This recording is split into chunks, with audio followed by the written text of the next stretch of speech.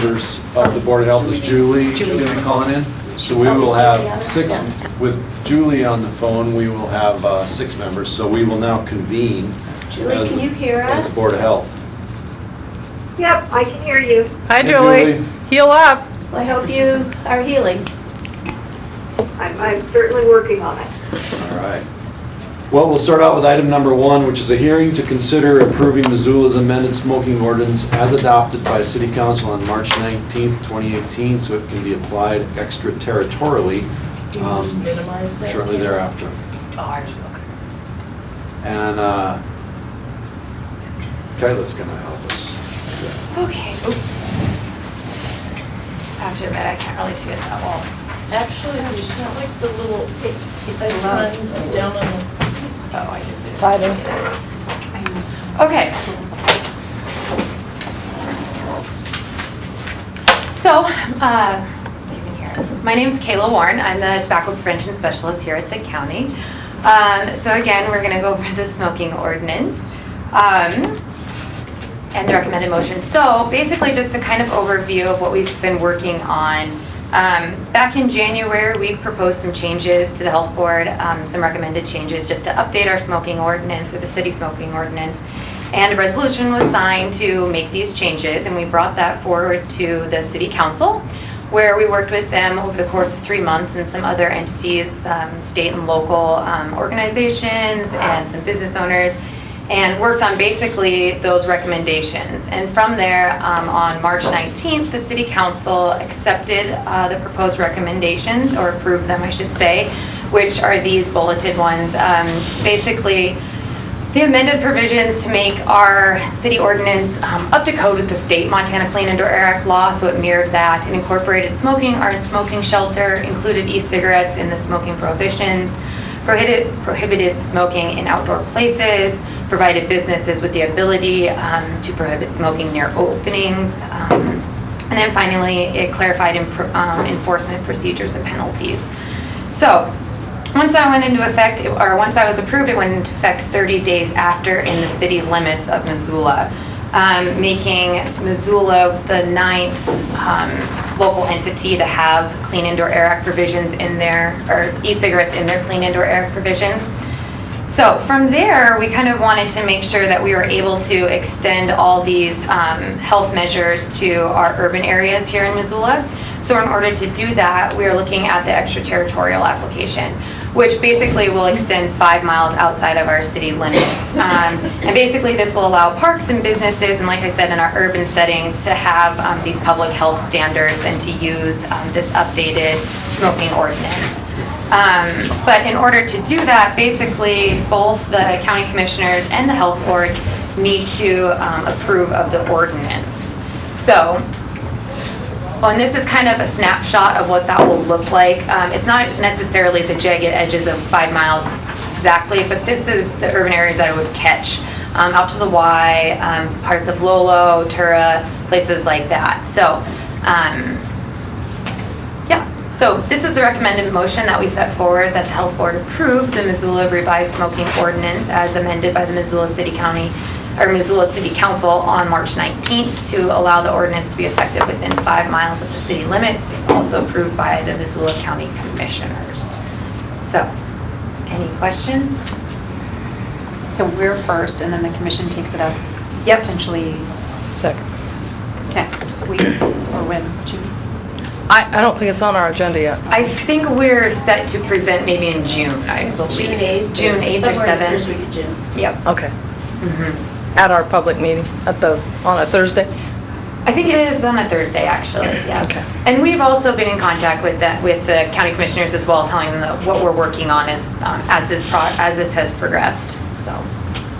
And then in the county, it's the same 30 days after accepted, it takes effect? I don't know what theirs is on this, or what it is. I don't either. Okay. Figure that out. I can look into that for you, though. Anna can look into that, and we'll be present at the commissioners meeting as well. Okay. But it cannot take effect just a year.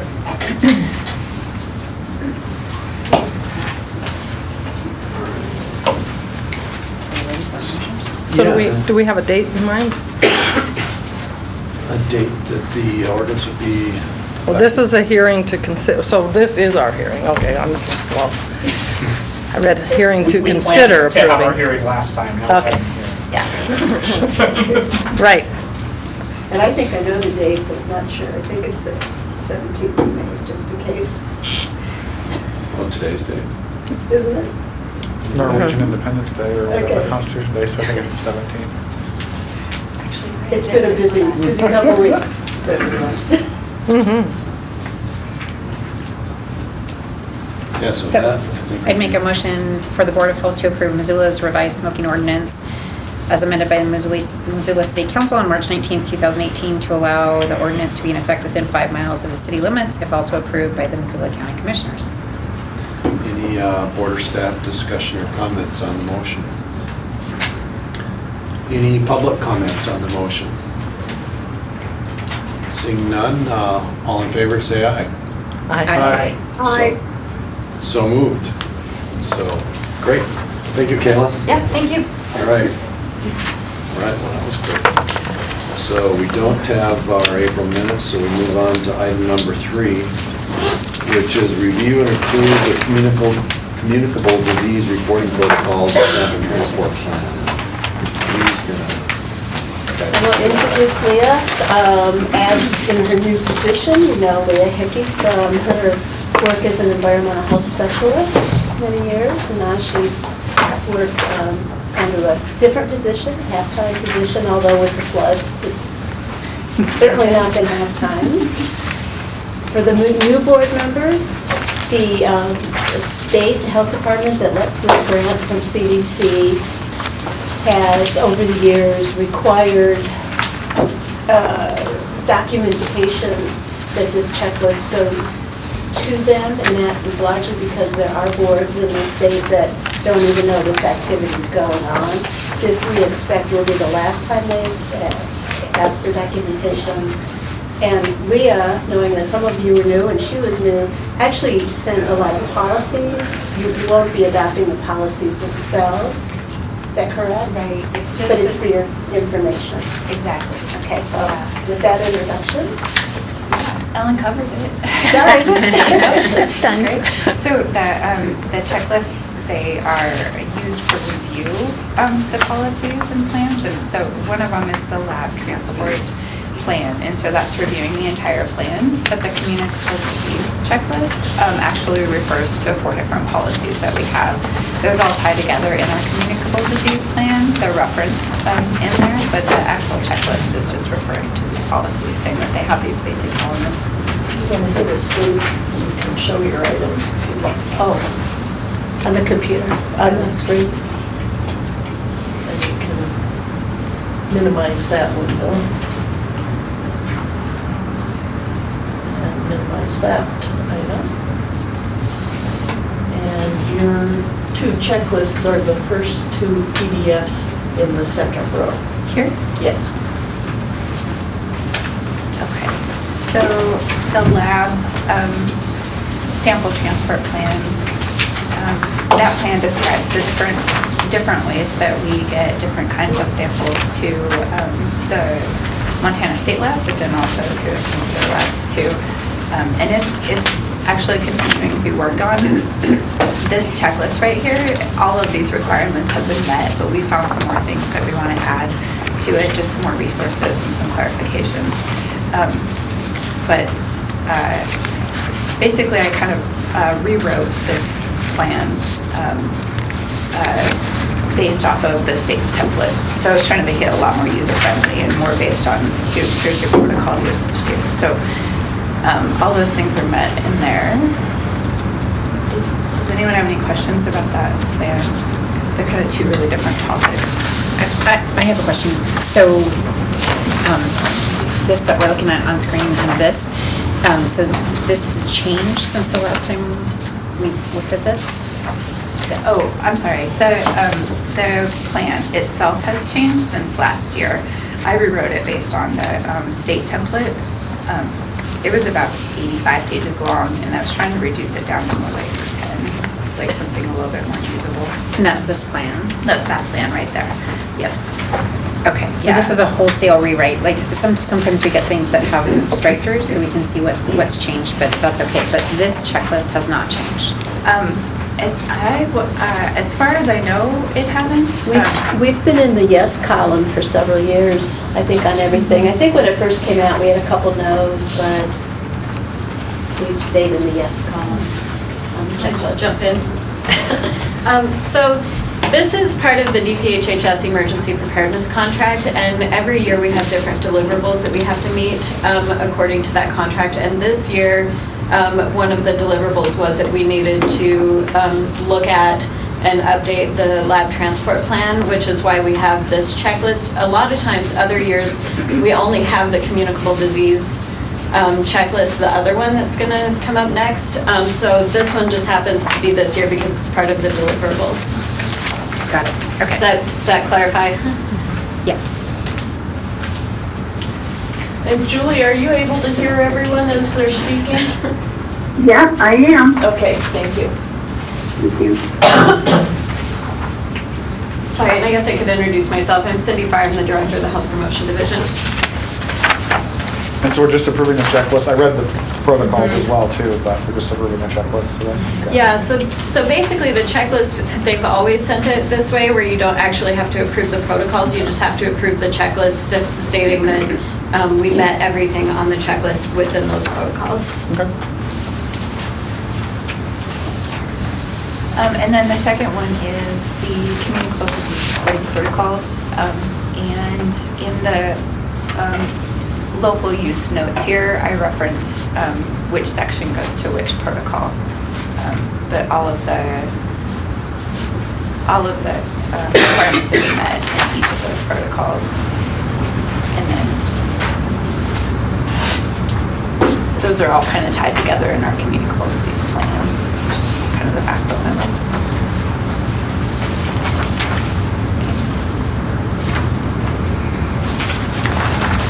And then it's the same. This is the same as last year.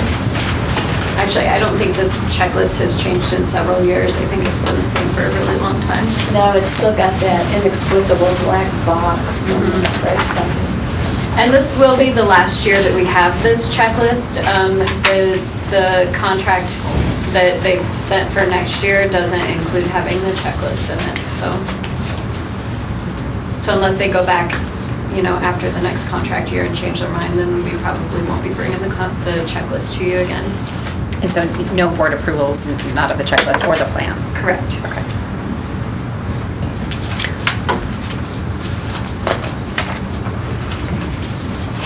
Are these checklists something that just come from the state, or are they coming from the feds somewhere and all the states basically use the same thing?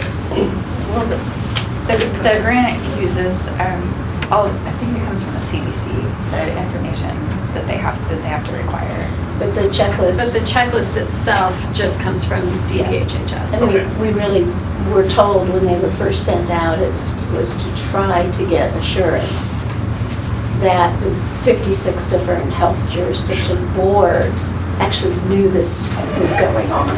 To cause you to ask questions or be aware of it.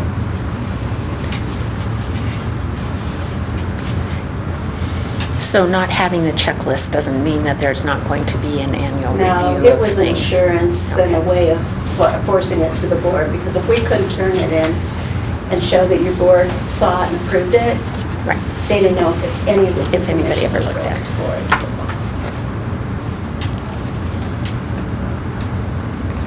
And it's been puzzling every year for the board for those same reasons. They just didn't trust that it was getting out there.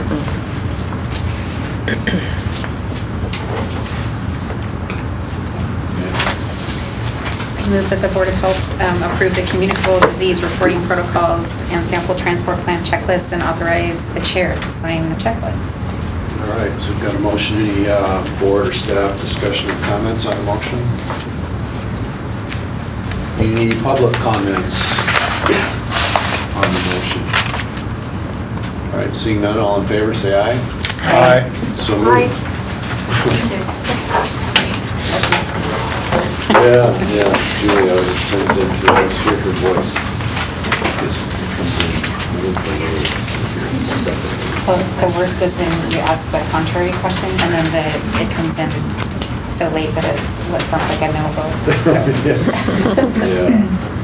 All right, so next we are on item number 4, which is monthly updates on strategic priorities. And I guess we're going to review is Michelle. Lonnie Henderson is going to give a 5-minute update on the decreased death and serious injury related to DUI in Missoula County. She's been the coordinator of this program for as long as we've known each other. I apologize, many years ago when I first started working at the health department, 35 years ago to be exact, I actually had kind of like Julie Moore's job, and I realized now, thinking back, that I needed to give these things to Julie for your board packets. So I apologize for the disruption, so I'm going to give this to Julie. I guess I won't step in front of the camera, but they're here. And, thank you, sorry. Okay.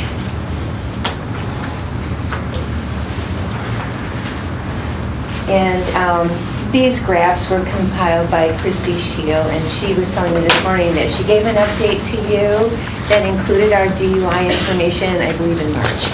So you probably have already seen this, but I'm here just to cover the DUI part. There's also some seatbelt information there because I coordinate the Missoula, Granite County, Buckle Up, Montana Coalition, and we had some long-term goals regarding seatbelts. And I do want to mention, just because Buckle Up seems to be doing so much better than impaired driving, that our long-range goal was to get to 82% usage at the 11 intersections that we measure in the Missoula urban area. And by George, last September, we actually measured 90% usage, so that is awesome, and it's the best in the entire state. So hopefully we can maintain that.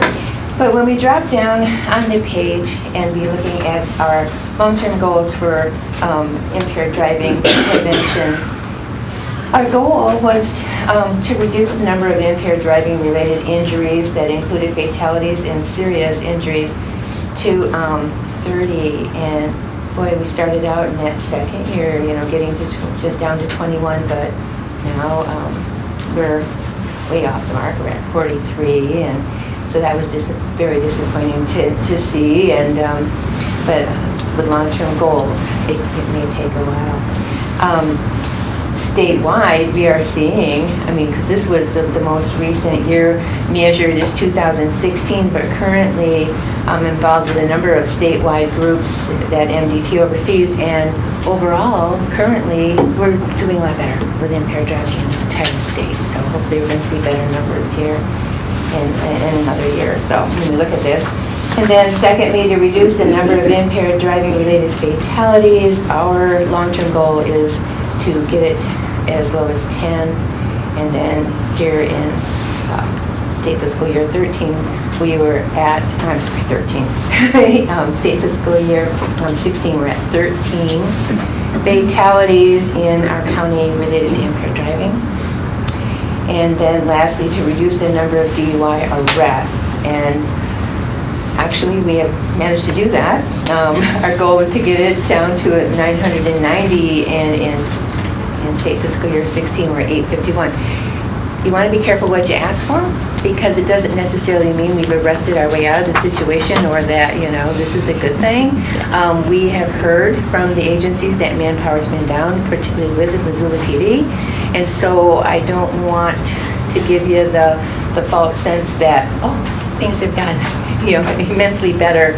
That may not be the case, as you can see, so. I have a question on the data. Yeah. For impaired, is there a differential between alcohol impairment and other illicit drugs, or does it all lump together? This is collective. So it's collective. Mm-hmm. Is there a way to splice that data out to see if there's a trend shift? You can, and you can go to the MDT site, and they do break that down. And we had started out looking at it this way, and so for consistency purposes, they decided just to keep measuring this way. But our DUI task force did invite a representative from our state crime lab to come and talk about the trends that we're seeing with other drugs on board, and very much we have seen a spike of other drugs involved. We would probably see an even greater if the crime lab was measuring every DUI arrest, but what they test for first, and it's usually manpower monetary challenges, what they test for is presence of alcohol. If they measure and they get at least an 0.8 on a DUI, they stop, unless it involves a fatal crash, and then they're going to look at everything. But so we are seeing an increase of other drugs on board, sadly. And then the also reporter, the lady that represented the crime lab that spoke to us, she said that they're seeing again a resurgence of meth involved, and other prescription drugs and other things, yeah. So, Thank you. I mean, you're very welcome. And then, I know I only have a couple minutes, but as I was waiting to get the phone call to come on over, I would just start, kind of looking through some of the data that the MDT website provides for us, and that's where all of this information comes from. And then looking at the male impaired drivers involved in fatal and serious crashes over the past decade from 2007 to 2016 and comparing it to females. The drivers involved in fatal and serious crashes in Missoula County, males, 9% of the fatal and serious involved male drivers. And the rest of 18% involved female drivers. So all of a sudden emerges this target group of the female drivers in Missoula County that are twice as involved in fatal serious crashes as impaired drivers and the males. So, it's just like, wow, so we have our work focused on the female drivers here in the months ahead. And then this morning, we presented our proposed plan and budget for the DUI task force to Missoula County Commission, and it was approved by them, and now it goes forward to Department of Transportation for their review and approval by Director Tooley there. So we look forward to another year of operating. We've had our struggles trying to cope with the reduced funding that's happened. You probably had heard about the drop in reinstatement money. And this last quarter, we received a bit of a spike, and we were excited about that, and hopefully it'll continue. I'd like to just type for the board's information. You may recognize this comes from our performance measures report, this particular section. And I think on one hand, it's really neat that when you get a report now that they're looking at the strategic plan and using the performance measures with it. That said, we've had discussions in the past of what performance measures be careful what you ask for. Are these the best ones? And so as we look at changing them out, are there ways to look at changes such as the gender involvement, changes in drug involvement? So. But they're more connected now than they were a few years ago. Awesome. Is there, I'm assuming these are all 2016 numbers because that's as soon as MDOT produces them? Yeah, there's lag time. So the most current will be 2016. They don't have anything else for us at this point. I mean, is there any way to get more current data? It's hard to tell the effectiveness of your current efforts based on data that's 18 months old. And this seems like data that the county coroner and the county police department sheriff has now. Why do we have to have data that's a year and a half old?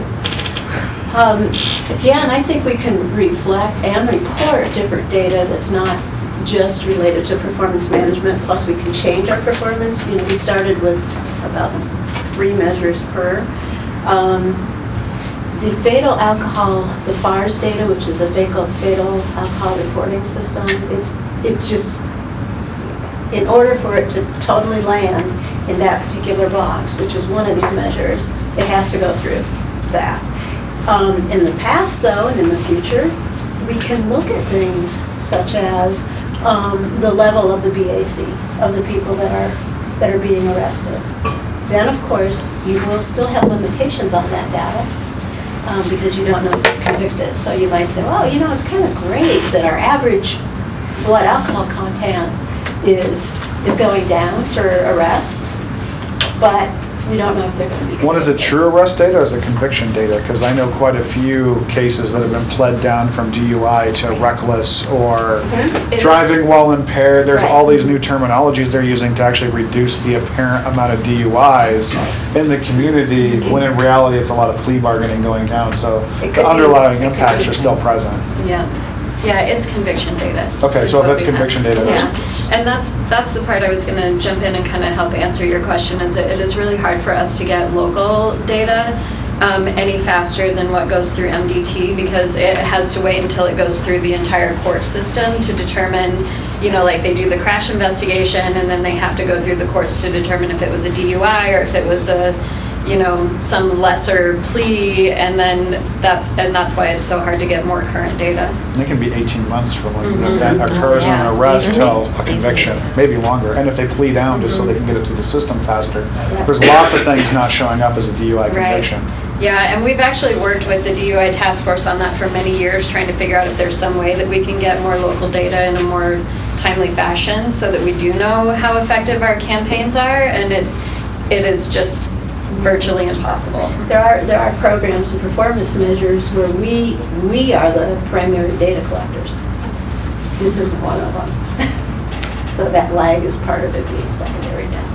I think from a public health perspective, there is a concern with both the demographics change, that's always concerning in any data set, and then a shift from being able to track the drug use, alcohol versus other illicit drugs. Those are both going to be important things because alcohol prevention is radically different than methamphetamine or opiate abuse prevention.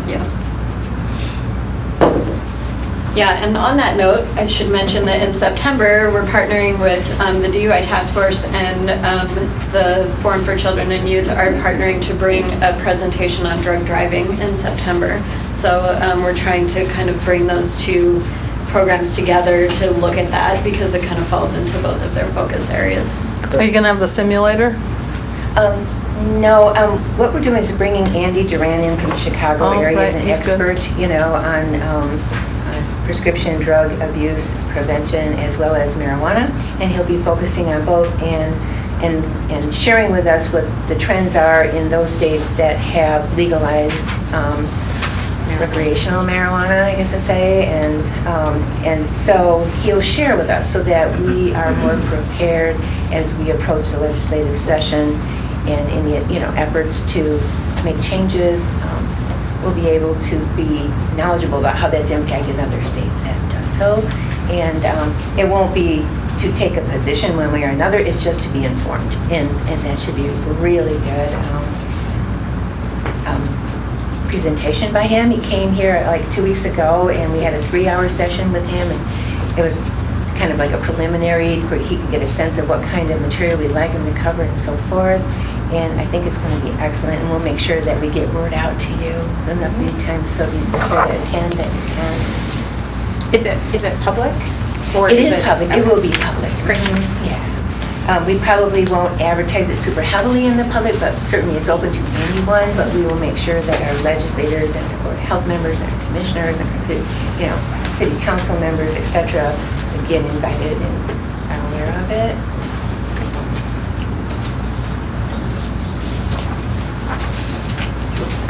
Awesome. Thank you. Great. Thank you. Thank you. Okay, now we move on to Ben, I think, is going to walk us through the environmental health conditions goal 1, the ambient air conditions. Yeah. Kathy, do you know which one of these up there? Is the third row. It's the only item. This one here? All right, there's no way I'm going to read that from here.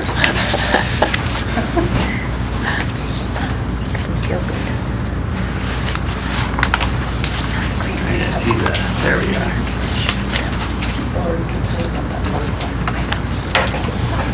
Okay, I'm just here. First of all, we did a pilot project up in Sea Lake with manufactured wood logs earlier this winter, or this past winter. So I'm just here basically to come back and explain why that's part of the strategic plan, and what the strategic plan was, remind you about that, and how that whole pilot project went. Sea Lake, put a picture of Sea Lake in here just because it's a nice place, and remind ourselves where the school is. The monitor is just off the screen to the right there, where we monitor air quality in Sea Lake. So what is our strategic plan? It's basically to improve the air quality in Sea Lake so that it's closer to the 24-hour ambient air quality standard for PM 2.5. Sea Lake also violates the annual standard for PM 2.5, but we think if we attack and get the daily standard under control, the summers, the springs, and the falls are good enough that attacking that daily will solve the annual issue also with that standard. So that's why we're always focused so much on the daily standard of Sea Lake. Again, that will solve the annual concerns. So, as you can see, we've actually achieved our strategic goal. If you look at the previous winter, we had 42 days over the standard. This past winter, we had only 2 days over the standard. So our job is basically done in Sea Lake. Okay, no, it's not. No, it's not. There's comparison of the January this year on the top temperatures with the January of the previous year winters. It was just a nice warm winter. You can see the temperature variability was not that high. This is 2-week span in January. Picture Sarah Cofield put this together. Just looking at the temperatures. The two things you're looking at up there on the top is comparing the airport, which is about 30 feet higher than the Forest Service data collection site, or weather data.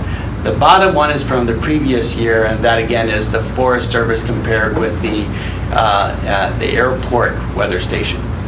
It's rather interesting that even with just a 30-foot difference in elevation, you can actually track the inversions that are going on when they break every morning or afternoon as the situation changes. So anyway, our work is not done, but it does show how weather is such a huge factor in our attacking of the wood stove smoke situation, Sea Lake, on all of western Montana for that matter. So get us back to our goal, getting closer to the ambient standard. What we did as our objective for this last year was we tried to get residents, and we did find 3 residents in Sea Lake to use manufactured logs. All that is pressed wood. The logs we chose had no wax, no other additives or anything to hold it together. It literally just used compression to make these normal sized logs. They're very dry, 2 to 8% moisture content versus over 20% for like a normal firewood that people use. Normal firewood being something along that nature in Sea Lake sometimes. So, what were the results of our basically our manufactured fuels program? Well, first of all, what we really wanted to do was just have a presence up in Sea Lake. We wanted to keep in contact with the community, keep the idea of air quality in their minds, and keep thinking about the fact that we have to keep working towards a solution in Sea Lake. So that was one of the main objectives of the manufactured fuel strategy that we did, or objective. And we think we accomplished that. I talked to several people out there. We had a couple ads in the Pathfinder. We put an article in the Pathfinder that appeared April 26, 2018. It was a nice one. I haven't heard any comments back from it. It's nice when people do, but a lot of times you don't hear anything back from Sea Lake. You have to get an article in the paper. Observations from this study. The participants liked the wood. The one woman said loved it several times because it was burnt hot. Her husband said it burned too hot. So that's a normal thermostat fight wars that I think are common in many households. But the guy with the furnace up there liked it because when he loaded his furnace, he had a lot less smoke into his home. That I was not expecting. The one funny thing is that one of the 3 participants said the fuel produced more ash, which was not expected. Usually manufactured fuels produce very minimal ash compared to firewood. The other 2 that said they produced hardly any ash, so I'm not quite sure what was going on. The one confounding factor might be the fact that this was the guy who thought the logs burned too hot and mixed other regular firewood in with his manufactured wood. And you know, when you're dealing with memory, I mean, my memory is as bad as anybody's. You sort of remember things more rosy looking back, and so that might have been an factor. I'm not certain. Observations, and we drove around, really there was very little emissions. Even the guy who was using a mixture of woods, the smoke emissions were greatly reduced when they were using these manufactured logs. So I mean, I think it's a realistic approach. Okay. One of the things that we emphasize again in the Pathfinder article when we're up there is that while this pilot project may not solve it, what it did do is it showed us that this is one method that could get them into attainment for the standard. We don't know what is going to finally work. A lot of these things that are out there as potential solutions involve a lot of money. You're going to have community buy-in. You have to have all these things lined up to keep making progress. And one of the things that we keep mentioning, and I know that some of these are pie in the sky, but that's the point we're at. We're looking at pie in the sky, we're looking at realistic, and you never know which one of these methods of getting to where we need to go will actually come to fruition or actually occur. Some things we talk about are a central boiling system. That's basically you have a large boiler and it pumps steam or warm or hot water to people's residences. Automated wood stoves, manufactured fuels like this pilot project. Again, we knew this wouldn't solve the air quality issues in Sea Lake, but it helped maintain that presence up there. The other thing that's been tried in a small town in Oregon is, I don't know how successful it's going to be because they're just getting it rolling, is, and it's an incorporated city, is they have turned and in some areas basically taken control of people's firewood that they use. They're getting going a shelter, a wood storage shelter where they are drying and seasoning the wood, and then people in specific areas of town have to basically use that wood. Now they have some funding that we don't have available in Oregon in that specific situation. They also have a workforce that is seasonal in nature, and so when they're not fighting fires and doing some things, they're turning around and they're putting that workforce to use in this project. Again, they found funding to pull that off, and we'll see how that works. It's again controlling the fuel. So it's really, there's only, if you're going to have wood stoves up there, the only solution you're going to have is, in the end, is controlling the fuel in some fashion. Obviously, switching to natural gas or switching to other fuels will solve it also. But again, I think we have to look at the fact that the community may be very resistant, and there's also some things that financially, even pie in the sky, are not economically feasible, like millions of dollars for a natural gas pipeline. So anyway, that's the update. So what kind of barriers would you see to having that be a community-wide use of manufactured logs? Expense. These people like the fuel, but you can go up there and you can buy quart of wood for as cheap as $125 versus well over $300 for a pallet of the manufactured logs. A pallet is supposed to be equivalent to about 2 quarts. Reality, based upon their experience up there, was a little less. I think part of that is the natural inefficiencies of stoves and furnaces that are being used by the people. A lot of the heat still goes up. A lot of people overheat their house and then open windows, and there's this whole fight with wood stoves. And that's one of the reasons that we're started looking at potentially automated wood stoves in Sea Lake, is because a lot of them can be thermostatically controlled, and so you get a lot of real efficiency, not just, the stove is efficient in converting that log into heat for potential use in the house.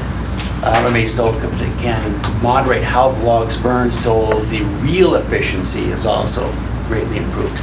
So I think it really comes down to cost and, of course, availability for the manufactured logs. How many participants did you have? We had 3. We were looking for 3. Again, this was just going to be a pilot project. This funny thing is, when we first started the pilot project, I thought I had 2 wood stoves and a furnace, which I thought was good variety. Then it turns out the one guy who I thought had a wood stove, it was really a fireplace. He had a wood stove in his house, but he doesn't use that. He uses a fireplace for heating. So we actually had, which I've never heard of anyone successfully heating. It was a large home. Using a fireplace to heat their home, but this fireplace, if I understand, I never saw it, only through talking, and actually his neighbor talked to me more than he did, said this fireplace was in the basement, and it was a fairly large masonry structure, and so this whole large masonry is going through the center of the house, or not the center, but anyway, not on the outside, and it really did heat the home. So we had 3 different appliances. The wood stove used was one of the smaller wood stoves that we used as part of the change-out program, so it was good to get someone who had one of those EPA certified stoves as part of that involved in the program. And again, that was the one we thought they burned a little too hot, and that was a small trailer. So, trailers are always difficult. They're easy to overheat, and then you have to cool them down, etc. Have a sense of either how many or what percentage of the homes in Cedar Lake are heating with wood that would be potential targets for if you roll this out widespread? I don't really have an idea for the community as a whole. It's fairly large percentage. I do know that in the area of concern, right around the Sea Lake Elementary School, I think we have approximately 60 to 80, would be a rough guess based on observations and going up there during the daytime. Unfortunately, it's hard to get more exact due to the fact that a lot of people are gone during the daytime and they may have more emissions at night, and it's hard to tell steam from smoke at nighttime from the propane heaters from the others. It's tricky. The reason I focused on that area is because I really think we've attained the standards at other parts of the community. Once you get away from that elementary school district, the housing is much more dispersed. The saturation study from 2010-11 showed the only other area that seemed to have high levels was Dogtown, and they weren't much over the standard. And then we did the change-out program there, so I think that probably almost certainly solved it. So again, I think we need to focus on that neighborhood of 60 to 80 stoves. Ben, with these, the stove change out and pilot program, I mean, are we on a ticking clock moving towards potential for non-attainment for Sea Lake, or is there like talk of that, like you guys can't do this by then, we're gonna move there? That's always a possibility. We don't know exactly what's going to happen. There's so many factors at play that are just out of our control. We don't know what's going to happen. I think if we can keep showing some improvement, I think that's a good thing, and that may help us. And so we always got to keep looking at ways to do it. I think there's a lot of pluses to keep working towards improvement locally and trying to avoid getting that non-attainment designation. I mean, there's some pluses and minuses, of course, anything. You get the non-attainment designation, you're required to get in there and start doing things. That is where out Fairbanks and some other places went, and looking at other places that have similar wood stove issues, that route comes with a whole lot of pain and fight back, and actually just plain non-compliance.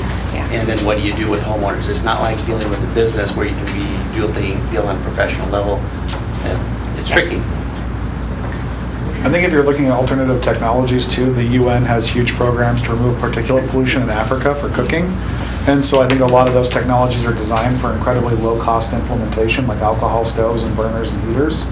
And so there may be some opportunity to tap into, what's being deployed worldwide to bring up people's standards of living because they're low cost, and Sealy being a, low income region in the state, those might be some really good applications that could be deployed to it. And versus stove change out, where it's probably a couple $1,000s a stove for that change out program, some of these other technologies, both for cooking and heating, may be significantly cheaper than that. And so there might be some opportunity to look at those options as well in that space. We did the change-out program that was conducted. Out of those, the area that you focused on and the change-outs you hoped to achieve just a few years ago, over several years, you did have a high change-out rate. Is that correct? Yeah, especially in the really targeted area and in the area just south of the mill, sometimes called the Dogtown area. We had really good participation there. Mm-hmm. And again, those were the areas we emphasized. And then outside of those areas, there's a lot of participation, but the rate definitely went down quite a bit. And a lot of the reason is when you get out of those specific areas, you're also tending to get into people who have a lot more disposable income. They tended to already have EPA certified stoves or other heating methods that they use more frequently than the wood stoves. For a lot of people in Sea Lake, the wood is the logical choice because it's the only thing they can afford to heat their home with. We're surrounded by it. Yeah, and when I talk about buying a cord of wood, a lot of people, they don't buy their cords of wood. They have, one of the people who participated this winter in the pilot project, he has sons and relatives who just drop wood off at his place. And so to him, it's basically free. You know, because they're out in the woods anyway for other things, they grab a bunch of wood. The negative side of that is I don't think the seasoning process is the best in the world and for a lot of the users. Is DNRC still participating in that change-out program? That's how I actually knew about the change-out program, was through DNRC's kind of participation, so. It's basically wound down several years ago. We still have a little bit of money available for City Lake dealing specifically and only with the wood stove issue, but it's not, the change-out program itself is basically done. If we change out a wood stove now, it really is independent of that. Thank you. And we knew the change out wouldn't get us where we wanted to be, but a huge improvement. Yeah, and that was a debate I think we had internally a lot. Do we do something that's going to solve it? Do we do something, or solve it, but when is that going to happen, 2-3 decades from now? Or do something that's going to improve the air quality? We decided we are going to do something to make things better because we have the ability now. I still have a dream of a community co-op wood seasoning bank where you put in your cord, then you take out like a pyramid and you take, it's like a milk bank, and you take out a 1 or 2 year seasoned cord and put your other one in. Yeah. Which would still require some management, but It would not a huge one where it's required and all that regulation. in Oregon, which is regulatory driven at this moment, there is paid people involved in running things. There is an expense involved, just to make sure it happens.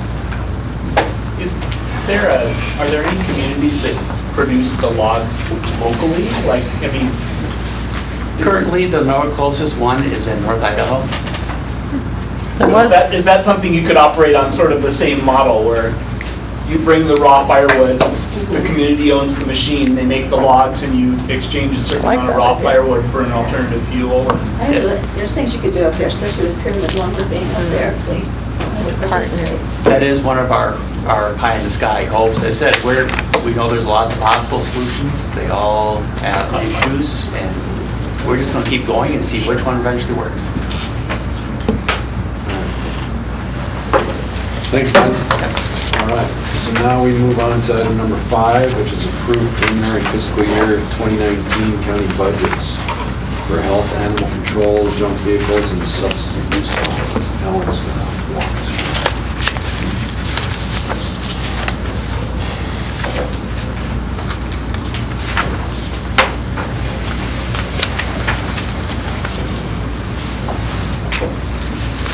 There's the thing that makes it go Just away. hit escape, Ellen. Is it the bottom one, Ed Shell? Hit escape.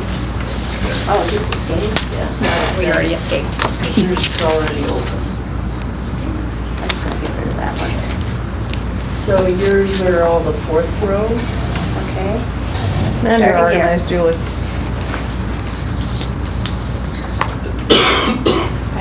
And these are still in the wrong order. They were Thursday because that's the way the week's going, but I'll be referring to these pictures, and then I'll be flipping back and forth between this two-sided narrative primarily. So I'd like to start with, is this the Word document here that I'm looking for, Julie? The narrative? It's right. We need to get a screen over here. Because I want to leave them both open and flip It's the this second one. one right there.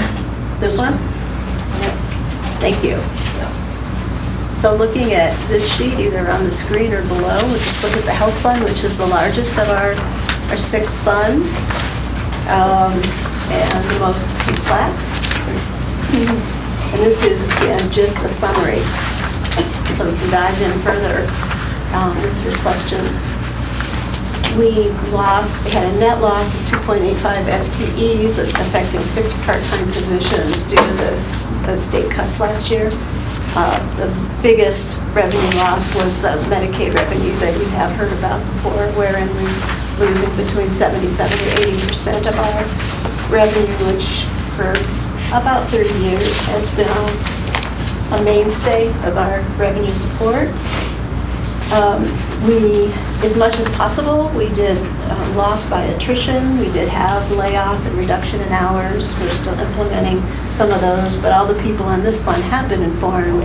So talking about some of that publicly would not be shocking to them, although it's still not good news.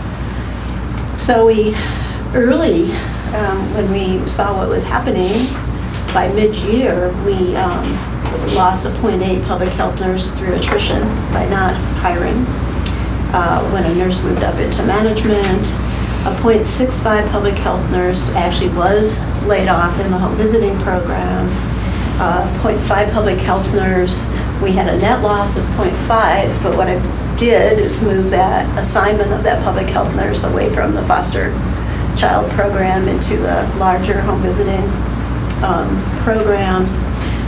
More recently, we had a net loss of a .6 administrative assistant. I know these are small when you hear about 60 layoffs here and there, but I would reverse that thinking and tell you that some of these programs are small enough that when you lose a .8 or a .6 or whatever, you've definitely lost the place in the department where that work gets done. So the planning for attrition and the planning for transfer assignments was actually a great deal of planning.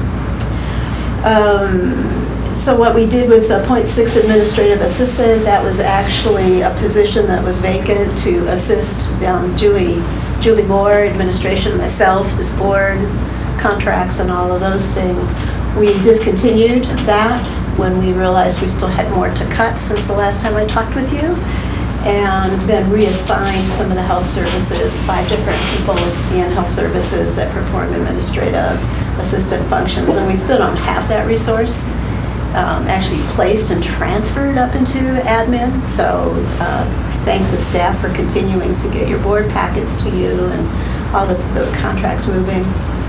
Smaller, but also painful for the people that this occurs to, is a reduction in hours on our community health specialists in our public health nutrition program. And even smaller, but we got to the point where I was not willing to put forward a budget in which we were eking everything out, and next year we were facing with slicing again. So I wanted to do next to no continuing reliance on cash.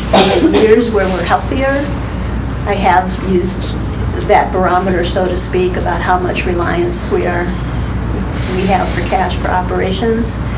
But with these types of cuts, I've tried to get it as close to zero, so that we don't run into this again next year.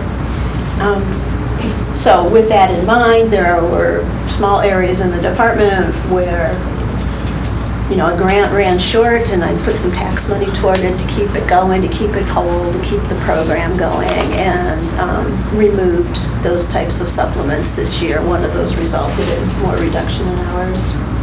Good news, the city tax revenue increase to our base that Julie Armstrong was instrumental in getting from the city council last year, remained in our base for this year. We are not, again, competing for that additional $49,000. That keeps that very important suicide prevention position whole with some extra training and operations money. So that is great. We keep that .5 addition. Other good news, thanking those who manage our health fund.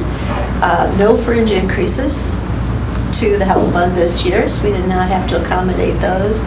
Raises are not yet to be negotiated, but the parameter that the commission has instructed us to budget around is 2.5%. The budgets I have in front of you already have that in there. We do want to spend some cash, a very small amount, and this is actually the one-time capital for $30,000 that you approved last year to do some upgrades to the second floor reception. It's been about 20 years since there's been paint and carpet, and we'd also like to make that area more functional. They just haven't had time to do it. So I'd like to carry that cash forward. And so that leaves us with a cash budgeted amount of $31,000, almost $32,000, which is far below our performance target, and that extra $1,937 is as close as I can get with the math that I'm using, so it's not quite at zero. To show you this in pictures, do you have questions on what's in front of you before I show it to you in a graphic form? Okay. Let's back up. Must be the first one. Nope. That one's going bye-bye. I have new glasses, so I have a clue. Is it this one? Top one, yeah. All right. As you'll usually see, our expenses in any given year are almost very largely personnel-based, and we have so little capital budgeted that you kind of can't see it there compared to our over $6 million proposed budget for the health fund only. In looking at our trends on health fund expenditures going from FY13 to our proposed FY19, you can see it looks so little, a painful little divot here, that even though we're spending more per position because we are able to load raises, you can still see that, the cuts that we've seen. Operations, these changes are largely due to some grant amounts.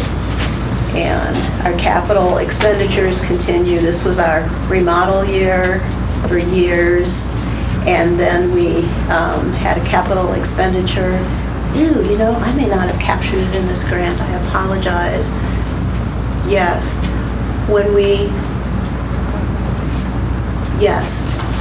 paid up front for the 20-year lease, I think I should have captured that in this graph last year. This graph is done on a proposed budget. The actual budget is adopted in August, and so sometimes I often don't correct those. Okay, and at mid-year I was able to share with you, despite a diminished cash picture, there is more than the required and recommended cash amount available. We do that. So any questions on that? Our revenue pie shifts because of the loss of fees. So these are our 5 different revenue sources, with our cash actually being very small. That should be 0.5%. I probably didn't format that cell correctly because it's 0.48%. So what we see is, and you'll see it when we look at the trend, our fee slice is usually bigger than this. We've been growing our fee slice, but losing somewhere short of $200,000 in fee revenue related to those cuts is absolutely significant here. Our contracts, you'll hear me call them grants and contracts. All grants, whether they're private or government sourced, are contracts.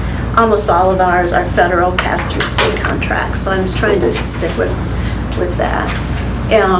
We did get a little bit more in contracts this year for our Nurse Family Partnership Home Visiting Program. They've restored some losses we have, but the reason this piece of the pie looks bigger than it has in previous years is only because this piece of the pie looks smaller. It's just a proportional shift. Our city and county tax proportion make up less than half of the health fund budget.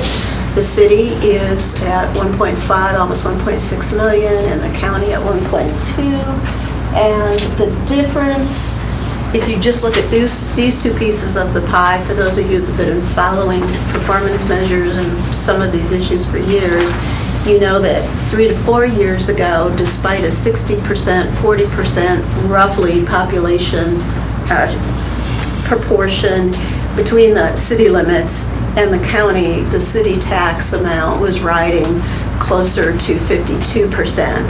This proposed budget, particularly with the increase now 2 years of that suicide prevention money, brings them closer to a 55% portion, and the city portion goes down. Okay. And the trends for revenue, you see city tax going up with that nice big bump there that we just talked about. County tax, we had some years where the county-only tax held flat, but last year, or excuse me, the year before, and last year, and our proposal for this year is we had a nice bump in here, but Gene, I believe, is mostly new construction in the county, and some valuations, but I think it's mostly new construction. So that's a county-only levy that occurs outside the city limits and in the rest of the county. There's not a double taxation where there's a county-wide mill and a city-wide collection. It's in those two parts like the donut. Our contracts, again, went up. This is largely due to NFP. So these are real numbers, not percentages. We're not just looking at the pie chart. And that's our restoration of the nurse family practice grant monies. So that's a coup for us. You can see our drop in fees, again, mostly related to Medicaid, but also one of our home visiting programs that we have a contract, but we only get the fee if the child actually gets referred from DFS and the family stays in the program. As soon as we recognized that that was slipping, we set up some systems to try to track that referral and that active caseload on a weekly basis to try to get that fee back up. But I did budget next year for a diminished fee collection because we spent some cash going through these cuts. I'm sorry I can't tell you how much right now, but we definitely spent some of the cash that we saved particularly for these purposes, and I don't want to spend more. And then the cash amounts I talked about, and I do believe I'm missing the movement of cash last year to pay for the 20-year lease next door. So I believe if I put that in there, you would see that. Any questions on that? All right. So then I would go back to the narrative. You do have the line item budgets for the smaller funds. I did not provide you the line item budget for the health fund because it's a book, but I did go over this with our budget committee, which also happens to be our board chair and vice chair, Ross and Debbie, before presenting it to you. So the animal control fund, the main piece of news is that we have in there a request. A budget request is also sometimes called a budget enhancement. It's when you add anything other than what your staff and your generally operating procedures for the previous year are in your proposed budget. So the county calls that a request, even though in this case we aren't asking the county or the city for the revenue. Our request is based on using revenue that the program has generated and cost savings. So we're requesting an addition of one full-time shelter attendant for the full cost of $43,900. The revenue support would come from, this is about our fourth, if not fifth, year of increasing trend in fee revenue collection with licenses and impounds, as you've been hearing, and $32,000 in just this year alone. So these are not projected numbers right here. These are performed or actual numbers. Donations, we either get the cash donation directly or we're able to reduce expenditures on injured and sick animals. Put them up on the webpage, somebody adopts that payment, they take care of it. So those have been holding solid. And then expense savings of $7,000. Again, based on our actuals. This next bullet has never happened. The animal control fringe usually runs pretty close to 50%. They have a large workers' comp, they have a small fund, and so health insurance risk pool is actually based on that small fund. That's how the county does that. Nevertheless, their fringe actually went down by 1%. I should put that in red. Raises are lowered. Debbie, I did not follow up yet, but Debbie, as budget team member, said that, and as an engineer, did question, as do I, the expectation that we would need to put a new boiler in that building. It's not 20 years old, but we do need to confer more with facilities management for the county, whose recommendation it is that we put a boiler in. They certainly don't want to wait till the boiler goes out But we do have the cash, if our projections hold, to do that. And then, of course, just about every year, because we have to switch out one of those patrol vehicles. So we do have that budgeted as a capital expenditure. And last year, you may recall, we had, over the years, recovered from a loss of our reserve, our 5% reserve related to the horses. I was gonna say that was the horse. Good God, the horses. Race horses. Yeah, the race horses or whatever, the thoroughbreds, and we ended up, having them in our care somewhere else for a year and a half, and it ate up the reserve. That's what the reserve is for. We did get a waiver during those years from the commission. I myself wouldn't have given a waiver if we didn't know there was a way to recover that reserve.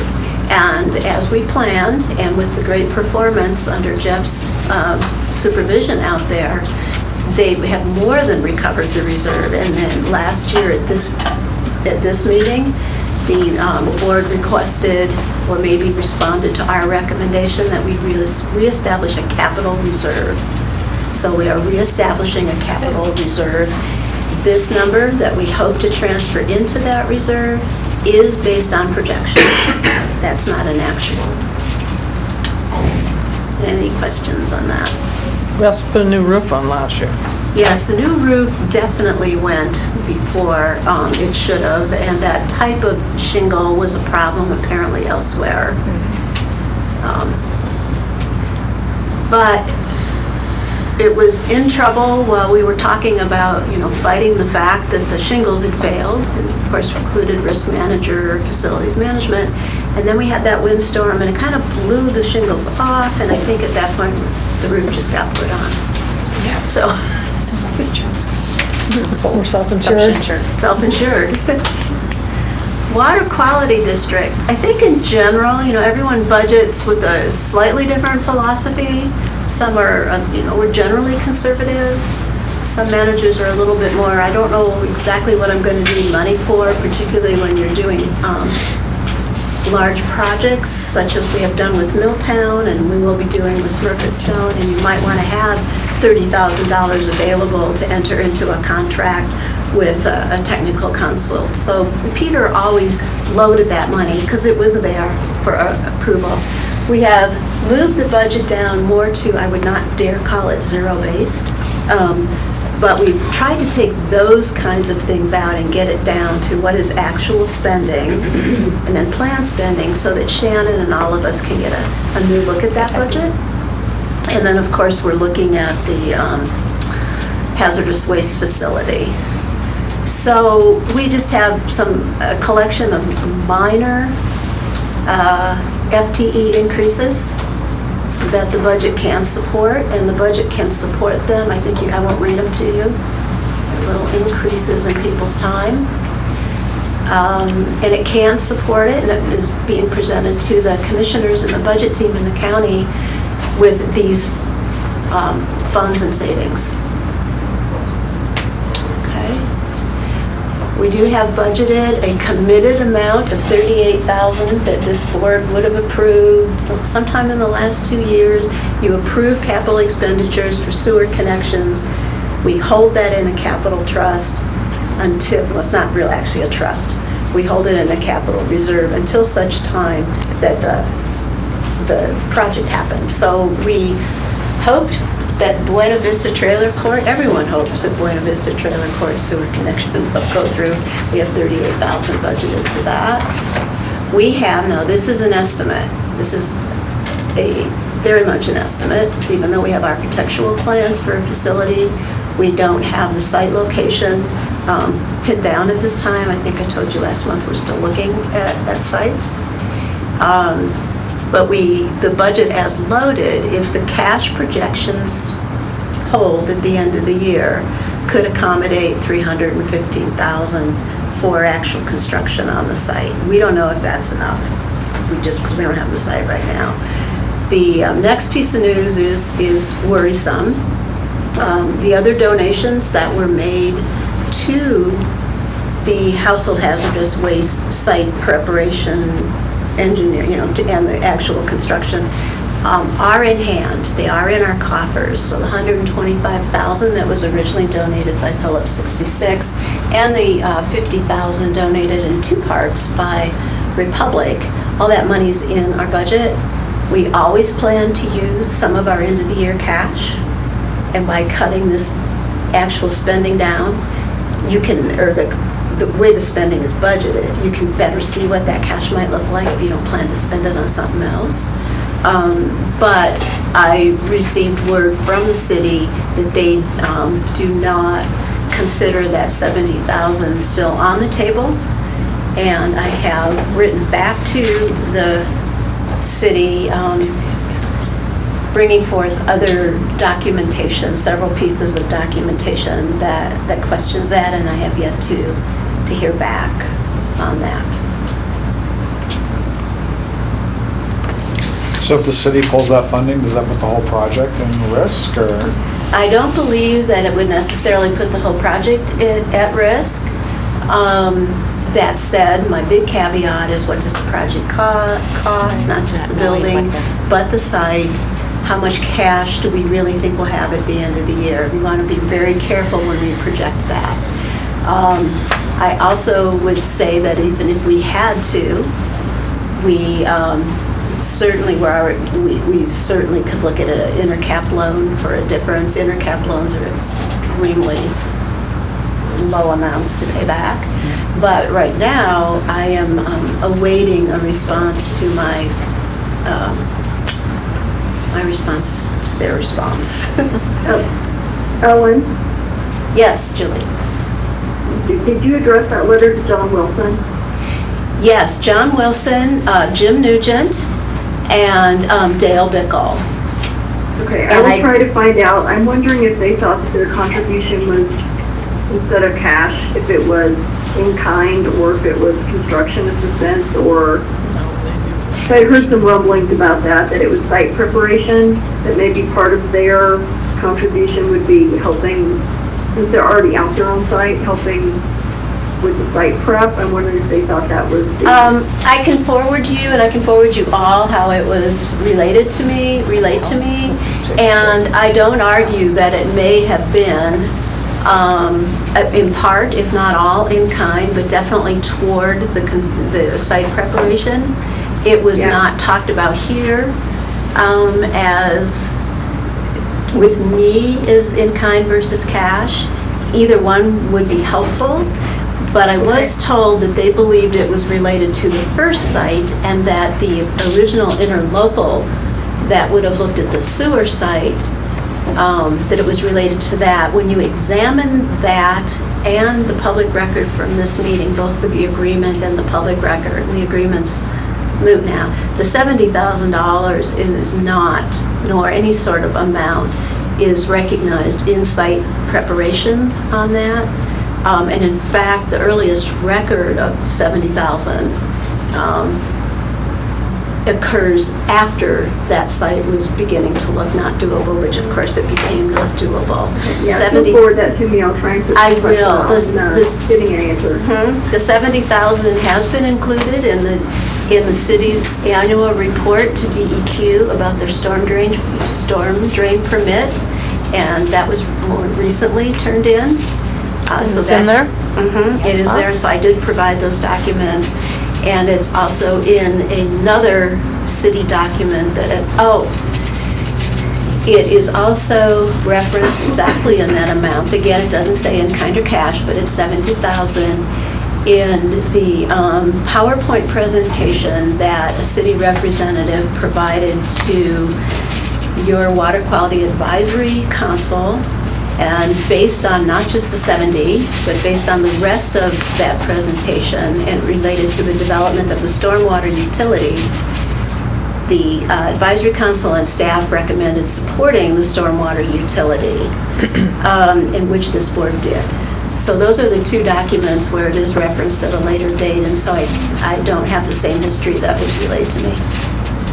And I don't think it was any sort of malicious omission. I think that the formation of all the new utilities is simply a case of too many moving parts and them trying to get ready for their first budget season. I think it's probably just got lost in the shuffle, but it doesn't mean that it can't be solidified and Right, and I hope that you see that my email response really tries to recreate the record for their reconsideration. Okay, I appreciate that. I also will tell you on the household hazardous waste site, no sooner did we get Travis in the lead, and Travis has been like, a major force for water quality protection and response during the floods, particularly out at Smurfit Stone. So getting things moving as quickly as we'd like, once again, has something that necessarily gets in our way.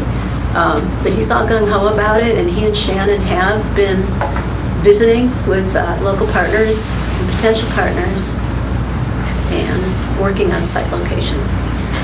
As the site and the design gets retrofitted to a site, once that's known, I think we better think about how that bid is assembled such that we can lop some pieces off as Yes, I additive think we should alternates. definitely have alternates. If this doesn't get worked out. We have to have alternates in the bid, I agree.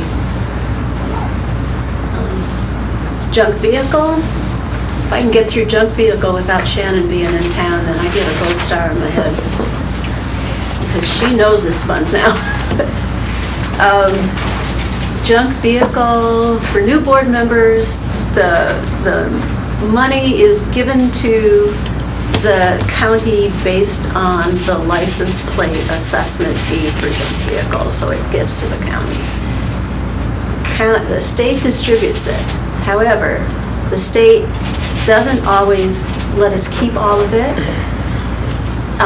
We can't keep beyond a certain amount unless we budget it into a capital fund, so that's what we've been trying to do.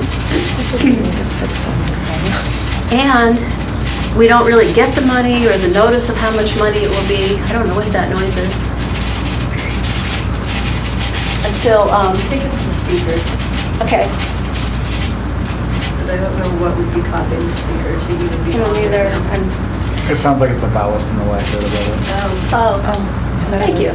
No, I thought it was the duct. Sounds like it's It's driving us all crazy. We're distracted. If you were to look at what cash is really in hand and projected, you would come up with these numbers, but please understand, new board members, that we don't hear from the state until sometime in November, what we're really looking at for some of the revenue, and then from there, we plan ahead on how we're going to use that toward capital improvements. So what they plan to do this year is crush all the vehicles left in the yard to clear the yard. They have The state does that and they get that revenue, right? the state gets all the money from the actual the cost of the recycling payment on the, Scrap metal. yeah, scrap metal, thank you. I was gonna say plastic, because as far as I can tell, my car is now all plastic, but I know there's steel in there. They wish to then use an estimated, this is estimated only because we think the budget can support it, we don't actually know the cost. $80,000 to actually not only grade but fill out there. It's going to take quite a bit of fill with the clays, grade, work on the fence, which is pretty large, and the landscaping related to the new stuff that's out there. And the only other additional expenses loaded, as you can see right in front of you, are for some publicity and information to the public. Any questions? I would suggest, since I don't have, as you've got that late night memo, because that's, decisions were being made up until 6 o'clock last night, what I would be presenting to you today on the Substance Abuse Prevention Fund, because we are so actively working on that with numerous parties, that I would suggest that the motions related to adopting all the budgets I reviewed actually go before you before I review the memo related to the Substance Abuse Prevention Fund, because we would be approving, not adopting. The commission does that. I won't be asking you to approve the Substance Abuse Prevention Fund per se today. I'll be asking you to take some other action as we shape that fund, reshape that fund. Oh, so let me jump. Milltown Historical Fund is that same money left over from when the dam came out. We still hold the money. We can't spend it on just anything, so it's still sitting there in the fund unspent.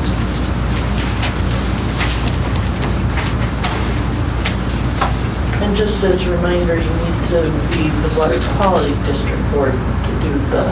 Yes, you have to take that motion for action the there, thanks. water fund. I went up and presented it when I was in office. Would this motion include Milltown Historical Fund? That's actually under water quality. My error in not separating those out. It would be Health Fund proposed budget, to approve Health Fund proposed budget, Animal Control Fund proposed budget, Junk Vehicle Fund proposed budget. Okay. Question? So the commission's been reviewing department budgets, and we haven't had yours yet because it comes here first. But the past several years, we have had an Energy Corps person, and your budget's paid for part of that, the commission's paid for part of it, and CAPS is paid. Is there the Energy Corps, the $3,834? Yes, it is. That's exactly. In which budget is that? It's in the Health Fund. Okay. There's still a lot of lack of clarity, confusion, I'm not sure, about the actual code amongst the people that have to transfer money. Okay. I'm going to let them worry about that, but the money, the 38, is in there. All right. So I have a question about the proposed motions that we have, since we're not taking out the substance abuse fund. Then we should not do this add-on motion for the foreign budget at this time. Okay. No, I have another motion at the bottom of the memo that, I apologize, I sent it to you last night, but that was when I was able to formulate what action I think is appropriate.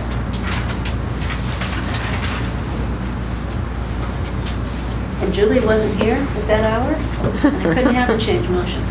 So.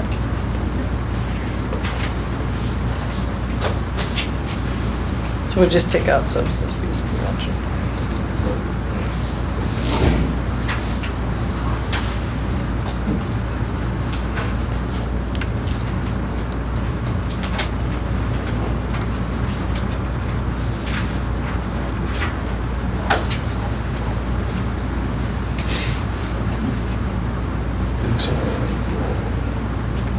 So, let's see here. I propose a motion to approve preliminary fiscal year 19 county budgets for the Health Fund, Animal Control Fund, and Junk Vehicle Fund. All right, so we've got a motion on the floor. Any further staff or board discussion or comments on the motion? Any public comments or discussion on the motion on the floor? Seeing none, all in favor, say aye. Aye. So moved. All right, thanks, Ellen. Thank you. And now we move on to item 6, which is comment on EPA proposed rules strengthening transparency and regulatory science. Actually, we can come back to the Substance Abuse Prevention Fund and do that after this. Okay, because we do have a motion for SAP that I have to talk to. Oh, okay. So, Oh, Sarah's not here. Sarah was here. do you want to do Literally was here that? seconds ago. Can I go ahead and talk through the SAP? Yeah, Sure. absolutely. Okay, this memo that I sent you electronically last night is in lieu of, again, asking you to approve a proposed budget. Before I take up more of your time stepping through every part of this budget, of this memo, is the background clear enough for you to understand the context?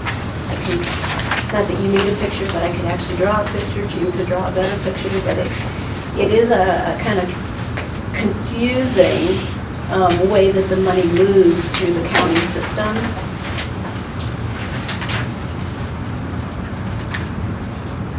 Before I actually get into the second paragraph, which is the current status or issues we're dealing with in that fund. So you're asking for an approval of the cash reserve, the 5% plus any budget shortfalls that should occur for the substance abuse program? Right. Okay. That's ultimately what I'm asking for today, and the reasons above it.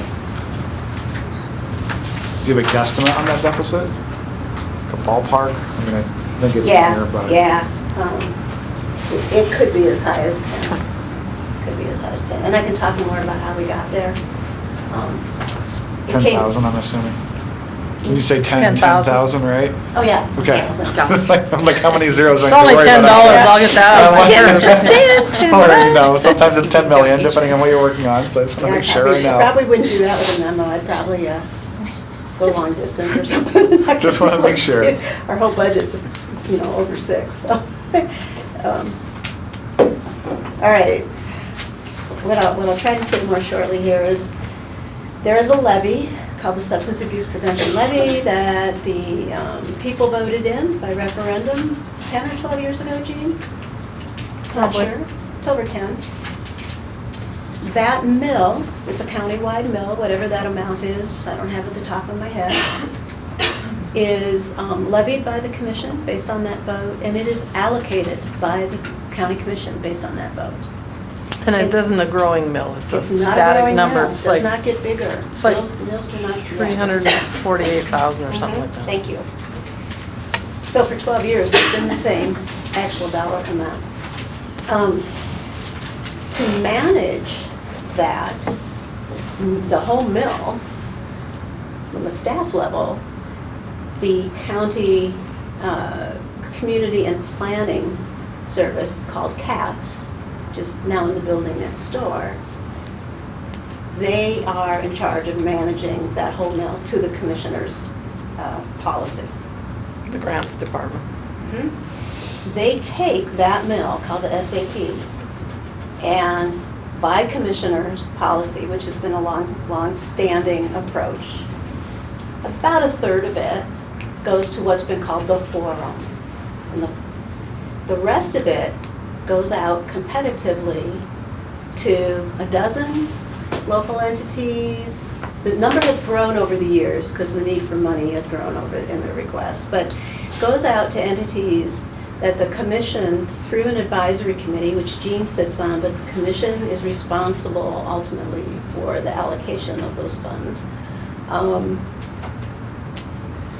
have something to do, many different things to do with substance abuse prevention, largely focused on families, kids, after school, those types of things. Mostly youth.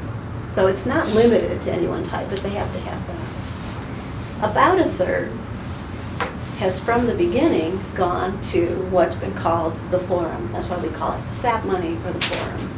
And the forum for children, families, and youth is really about the various ways and times in the life cycle that you can do things that will ultimately prevent substance abuse. So it doesn't have to be a person's already got a substance abuse problem, or the 10th grade curriculum on how to avoid someone trying to give you a joint. It can go, and has gone all the way back to like primary prevention in families. So it has a lot of different focuses. That work has been augmented over the years by the forum's ability to get grants for that. And the forum itself was moved to this department last year, based on a county reorganization. When we got the budget, a lot of people worked to clean it up, make it less complicated, and by that I mean the whole county team, because it was a large reorganization. But it did have in there what was called carryover. It's actually called donations, which we didn't understand, but it was called carryover of $40,000 that the budget would rely upon. That carryover actually was cash. And so by using that carryover, it actually spends down their cash and leaves them without cash reserve. The bigger problem, however, is that $98,000 worth of grants that was augmenting that portion of a mill have come to an end. Huge. So the budget was already pushing the wall, but that's just, so the commissioners will ultimately determine if they want to do anything differently with that full levy. That's not what we're determining. My job is to turn in a balanced budget July 1, for it to be in effect July 1. Been working, staff has been notified now at 2 meetings, and there'll be another one on Friday, about what staff reductions would likely look like, working with the union, HR, staff. There would be, obviously there would be cuts. What I'm asking for at the bottom of this memorandum is, I am not asking at this point to ask the commissioners for more money to restore this staff. They can do that if they want. It's not my call. There are external partners, I know Jean knows them. They're gonna want more money, and they're not gonna want the money they've been relied on either. So that is just not at the level of this board. What I believe is at the level of this board is we need to continue the practice that we have with all our other funds and establish a cash reserve. Cut as we need to, try to get more revenue, which we will do, but establish a cash reserve going forward. So the budget you see will propose staff cuts. It will be turned into the county before you see it, because we don't meet with that staff again until Friday. We don't really know that we'll be 10,000 over, but the projections are we could be that much.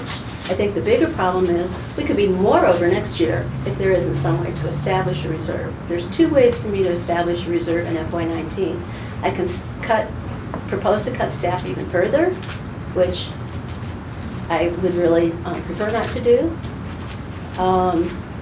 But I am aware of, they call it a contingency, that the CAPS office that operates the funds that go external, they keep a contingency of about $11,000.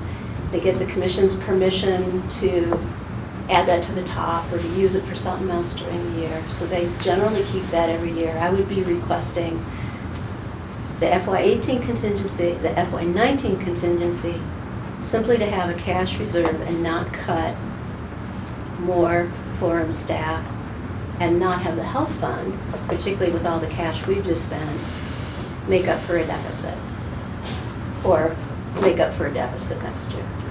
That is my request. I'm making that because I think that is the least, I think it's more within our bounds. The commission will have their usual process to determine what to do with the overall levy, which is not under our control. The money that I'm requesting is not directly being taken from any agency currently relying upon it, nor would it be next year. And once we have it, it's going in a reserve like the other money does, and we're not touching it. So what I'm asking is that the board, I am asking you to approve the findings from the journal report. I'm asking you that the health board make a motion to write to the EPA. What am I asking you? Thank you. It was late. Nope, that is EPA.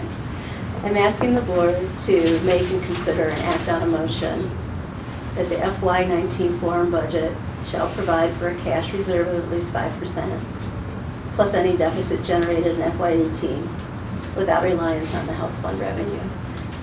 From all our projections, those two $11,000 for FY18 and 19, let's sit there, not that they couldn't be put to other use, will accomplish this.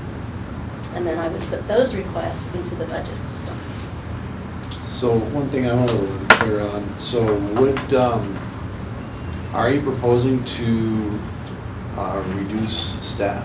Yes, but I don't have that budget in front of you, but I can tell you that the budget they looked at last time and that the budget they will be seeing on Friday, which we are still working, we're finishing this morning, would reduce 1.65 of the staff that currently is 4.7. So we're currently at 4.7. Yes, and it would reduce 1.65. 98,000 of that is due because the grants are gone. Similar to when we lose a grant in this department, we cut the money. I mean, we cut the staff. I'm sorry, it's painful, but you lose the grant, you cut the staff. We have a process that I know Gene would be particularly interested in, so I'll just touch on it. Just like we've done with our other cuts here, is moving over to remaining staff some of the core and more, some newly emerging things that they have been working on in terms of their interaction with the community. We also hope to be eligible to apply for and to receive a DPHHS grant to take the place of the grants that just ended. The DPHHS was to have an RFP out by March 1. They have not done that. Got a memo dated March 1 that says we're going to do all this assessment first. I have no information, and I have no cash to carry staff that I don't currently have money for. So I'm having a little trouble understanding exactly what you mean by the sub-bullets on your summary, your substance use. Oh, on the summary? So the sub-bullets are about a week old. I apologize, I didn't even remember those last night. I tried to write the current status up in the memo. Which part of the sub-bullets on this narrative? If I understand this right, the first sub-bullet says no new revenue equals 2.8 FTE. I assume that means that's how much the budget can support if you don't get any.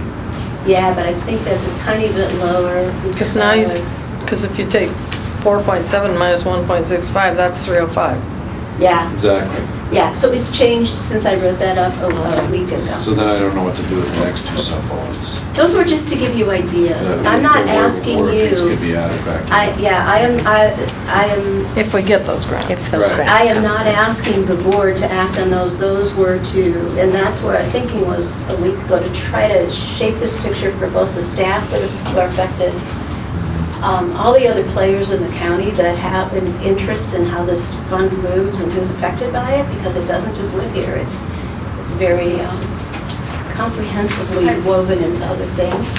So I would point your direction much more to this memo than those three sub-bullets. I have a question. Yeah, Julie? So there's money in that Milltown historical fund. And Can't be when it doesn't get used. at some point, at some point it's gonna have to get dissolved and go away, correct? Nope. No. It's not, it can only be spent on whatever those narrow expenditure requirements are, which I cannot, it's in a separate fund. It's under whatever EPA guidance requirements were, so I But can't. I'm trying to go further than that. So Okay. let's say it never gets spent and it's just sitting there. At some point, it's going to get reabsorbed back into the county general fund, No. correct? No. Never came from the county. No, some monies that could happen. You know, there's sometimes a grant where we get paid up front, and then if we meet the grant requirements and we didn't spend all our money, we get to keep it. There's other monies that can only be spent by law on what they were given for. And that. So where did that money come from? ARCO. Yeah. So there will be, once the state park is up and running, I think they will find ways to spend it for historical signage, different things like that. That park opens next month, so it has to be spent in relation to Milltown Dam. It can't be spent for anything else. So I was just trying to think, if there are any funds that you know you're not going to use, that they're going to go away, is there a way you can give you some gap funding against those funds, knowing that they're going to get reabsorbed into a general fund at some point in time? No, the health We don't have fund, reabsorbed. I believe that from the health department perspective, that answer is no. First of all, what I'm trying to do now is protect the health fund against the kind of jeopardy that a fund that has run this tight and now is cut presents for the health fund. The SAP fund, again, is all allocated under the commissioners, so it would have to be the commissioners, or if they wanted to look at some other fund to do differently. So those are not ideas that I am putting forward or making requests about. But Julie, the health fund has lots of different segregated funds. If you get money for WIC, it has to go for WIC. If you get money for the Right. forum, it has to go for the forum. So none of the money from the health fund ever gets reabsorbed by the general fund. Yeah, no, I'm all about a reserve. We're currently trying to meet our reserve as a city as well. We're not there yet. Is this anything that can be funded from the CAF team? No, I can tell you that there's twice as many things from the requests for the CAF money as there is money. And I don't wish to sound like this doesn't matter in any way. It's just that I hope, at the end of a long 6 months of cuts and the realities of that come with that, and the need with the health fund, we had cash that helped us bridge a few things, and then we got the foster care money back. This fund does not have that. The one flexibility that the commission does have that we've used with the CAF is we require a smaller reserve than anybody else. So the CAF fund only has a 3% reserve, this one has a 5%, the general fund has 12%, the sheriff's department has 8%. Those big funds have to have big money. Right now, we've just spent $250,000 on floods. So, Right. That's the one little flexibility, and we normally take the contingency from the year that we're just finishing and roll it into the next year to get spent on projects.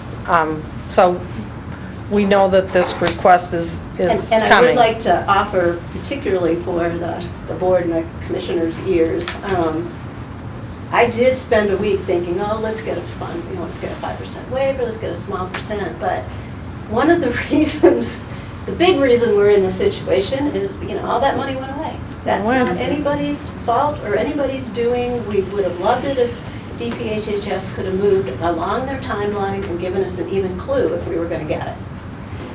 But I chose not to go with a less than 5% reserve because then it just automatically defaults to the health fund. Somebody's got to pay for it, and that's not what the people voted for, and that's not what's being levied on their tax bill as relates to health fund. So That's why we have reserves. Animal control, we knew they could generate revenue. This, Doesn't you have get a any. grant, you cannot establish a reserve from a grant. That grant is going to show exactly where that money's going to go. So we either get a reserve in a way that I think is the least harmful, which is still the commissions, or we cut even more staff. And so at this juncture, I would like the support of the board to try to obtain those reserves. Just a question, and maybe I'm not understanding quite the sort of, I understand this is different than other funding for other programs within the health department, but is it your intention to continue to manage this in perpetuity as a separate fund, or Yes. does the substance abuse prevention program at some point get rolled into the rest of the health promotion division? No, it is voted. And if so, why? It was voted on, it was a referendum for substance abuse prevention purposes. It is under the control, even the definition of the county, of what that means and how that is allocated. It should not mix with the health fund any more than the animal control fund could mix with the health fund or the junk vehicle fund. Well, and I think the better thing to compare it to is the other prevention things. The reason that I pushed to have this come to the health department is because we have some other prevention. So the tobacco folks have to live within their tobacco money. And all those programs get funding from all sorts of different places, right? Why is this different? Well, it used to get way bigger grants, but those have run out. Right, so even if the health fund gets money from, Robert Wood Johnson or the state health department, that is carried in the health fund by law. That's the way that it's accounted for. The SAP fund, separate, not just fund, but a separate levy that the people voted to be levied, tax us for this. So a separate levy, separate fund. They used to be smaller, the forum. They got grants just like we got grants. Their grants went away. So you inherited a program where someone else grew this program on non-sustainable, theoretically non-sustainable Yeah, but- revenue, because only the first part from the county is sustainable, because that's in the mill. Right. The rest of it, they just expanded staff and increased the program Right. without sustainable revenue. And that's not a bad thing. I mean, Knowing we knowing they did were this. reliant For on my that. world, that's a bad thing. No, no, I mean, we're, no. It's grants. If How we, do we if we revenue only, use them? if we only use tax money, we wouldn't have our NFP, No, you know, yeah, right? I understand that, I was just saying, yeah, it was unsustainably But we did grown. expect that DPHHS would give us some clue that, you know, if we were gonna get this grant, but there's no money in this fund to bridge us to whatever they decide to let us know, or whenever we know we're gonna get that fund, there's no. I was able to bridge us on foster care for a while, because I had that kind of cash in the health fund for those purposes. Just didn't come that way. So it really isn't anybody's error. It is, you know, we are at that juncture where 5 years' worth of grants went away. The feds have reconfigured how they're going to spend their federal money. They've sent it to the state. The state is reconfiguring how they're going to spend it, and we're all sitting here hoping we get to apply. In the meantime, July 1 comes, and we start spending money we don't have.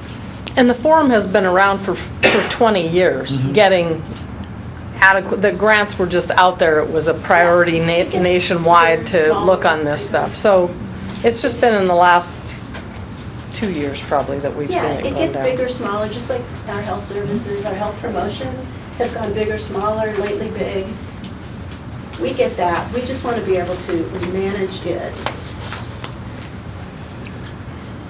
Can I add that there could be additional changes to this budget too, because the Frenchtown Coalition Drug-Free Communities Grant is also a 5-year grant. And we did include that money in this budget, but it ends at the end of September. And I did apply for a continuation grant, but we won't know until the end of August if we got it or not. So this budget could change depending Right. on that. We feel like we're in a very good position to get that additional 5 years of funding. But it is possible that we could Yeah. lose that But we $125,000 do a year have too. money from July, thank you for But- bringing from yeah. July to get us through the whole first federal fiscal year. So we're Right. not spending money we don't currently Yeah. have in our coffers.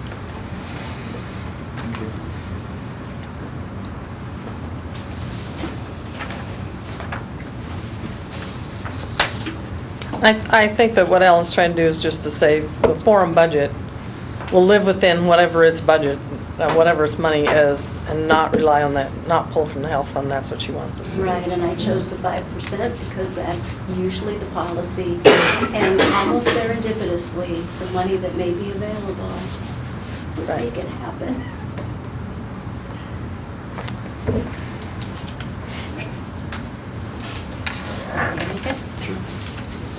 So I make a motion that the Board of Health adopts the fiscal year 19 forum budget to provide for a cash reserve of at least 5% plus any deficit amount generated in fiscal year 18 without reliance on the health fund reserve. Any further board or staff comments or discussion on the motion? Any public comments or discussion on the motion? Seeing none, all in favor say aye. Aye. Thank you for your forbearance. This has been a tricky one. Yeah.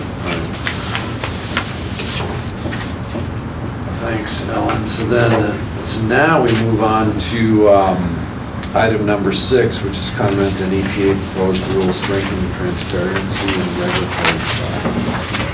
Sarah's going to walk us through that.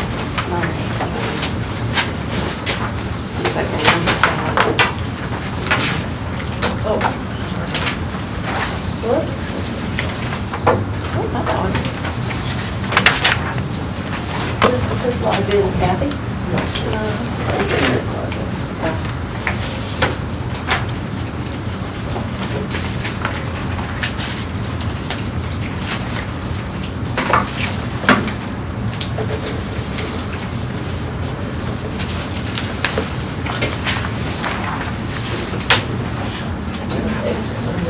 It's like when I type my password in. I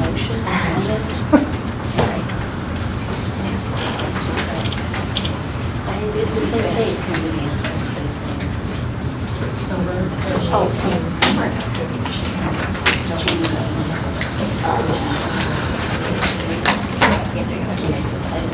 All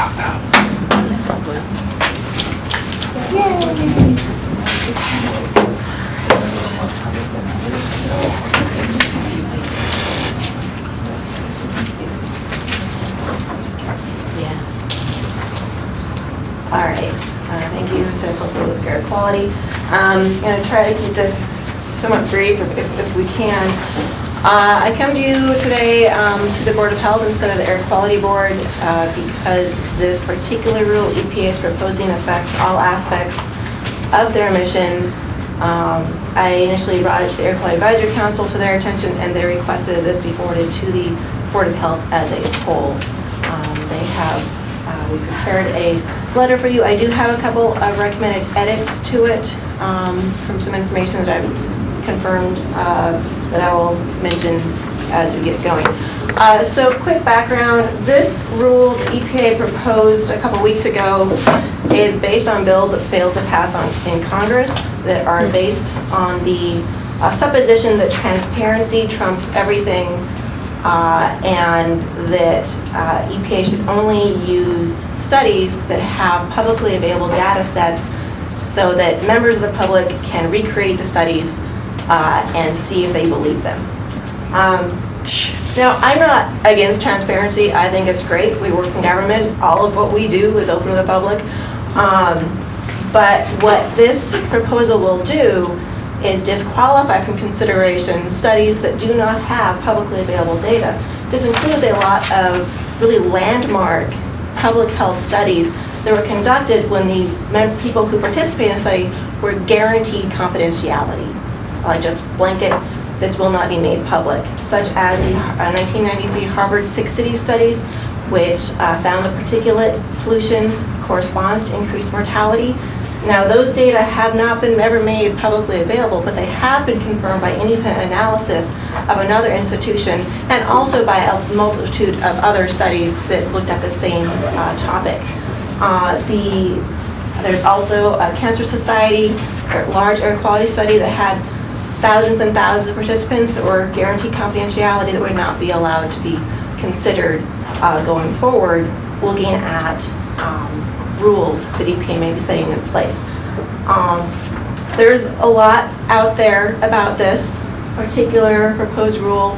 The EPA agreed to take the Honest Act bill essentially and make it a rule for themselves when it failed to pass Congress on the merits of what it was in the bill. EPA is proposing applying this standard retrospectively, which would mean when they go and review the ambient air quality standards that they're required to do every 5 years, they could go and I'm assuming, throw out all the data from studies that don't meet this transparency standard. Which is all the studies, by the way. It's a lot of studies. Health-related studies. Sure. It's almost all the health related Sure. studies. Yeah. It's personal health information. There's also, a supposition on the part that redacting the information to make it so it can be shared is a simple task, when in fact it is absolutely not a simple task, because the issue becomes private individual indicator, like data that you can look at and figure out who this is, such as when folks die, the date of their DC, and you have where they live and when they died. It doesn't matter if their name is private, you can still typically figure out who that person was. And so even the process of redacting names or to actually take out all the identifiers would make the data set essentially useless for the public to even use. So there's a lot of issues with this. I sent with the letter that from the Advisory Council for you a much longer analysis that I've been working on that touches on more in-depth our concerns. Right now it's at 6 single-spaced pages. Might get a little bit longer, hopefully not before we send it as a staff comment. But here's just some of the highlights. The cost in the rule itself, which is I will go on record. This was not a very well written rule. In the cost analysis, EPA says it will minimize costs. It does not just say how much it's going to cost. In when the Secret Science Reform Act was put forward, that act was scored by CBO as being $250 million. The Honest Act, which this one is more based upon, an EPA internal staff analysis showed it would cost more than that and would really decimate their ability to look at studies because it would be incredibly expensive to set this up. In the rule, EPA says they will minimize costs. And when EPA told CBO their official take on the Honest Act, they said it would be done without costs. Like they dismissed the internal memo that was leaked, because everything leaks, and did not acknowledge the staff's analysis of $10,000 to $30,000 to $1 million cost per study to make the data publicly available. So that's an issue with the rule. This would eliminate EPA's ability to use best available science, which courts have come out and said it is everything that's out there. You don't get to ignore data that exists because it's inconvenient to you. But by using this transparency standard, they would be able to ignore studies and pretend they aren't out there, which would be in violation of the laws that require them to use best available science, including the Toxic Substance Control Act and the Safe Drinking Water Act. It does favor industry research, which is, I guess, these days unsurprising. There are specific provisions in there about the importance of protecting confidential business information, but those same more explicit provisions are not really made for protecting private health data. The way the EPA refers to protecting these individual types of data are not equal. I believe in for protecting health data, they're looking for comment on methodologies and technologies designed to provide protected access, so to provide access to identifiable and sensitive data, or as they're looking for comment on how to balance appropriate protections for copyrighted confidential business information, which means protecting the CBI, but finding a way to allow access to the health data, which, priorities.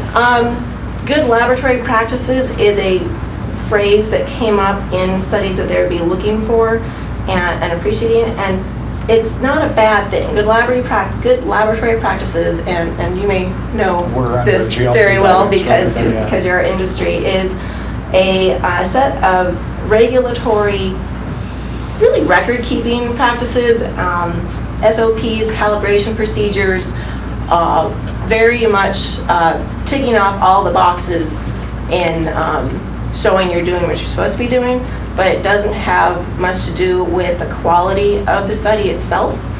You can have a really poorly designed study and yet still tick off all of the GLP boxes. And a lot of university researchers don't follow GLP because it's expensive. It's an expense that does not actually necessarily boost the quality of your product. So when I was talking with the advisory council about this, Don Anderson, who is a respiratory toxicologist at the university on the council, he's like, yeah, we don't do it. It's too expensive, it doesn't get us anything. So by favoring studies that use GLP, that is code for saying favoring studies from industry as opposed to having the same consideration for all studies. There's what I mentioned before about they suggest repeatedly applying the rule retrospectively, which I don't know how that would be a good thing.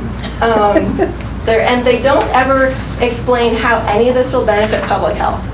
There's no mention of their mission of protecting public health in any of the rule. It's just about improving the public's access to data and trust in the rulemaking process, but not actually improving public health. So there's that. And then they do have a provision in there where the EPA administrator could decide when he wants to exempt something from this requirement. And it's up to the administrator to make that decision. There's no other information about it. He could just do, or I guess she down the line, would do what they want with the exemption process. So there's a lot of concerns with this.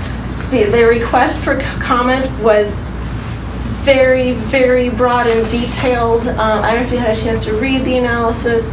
It's in there, some things that they're asking for people to comment on, which is information that typically you would expect them to provide information about, such as how they're going to do it.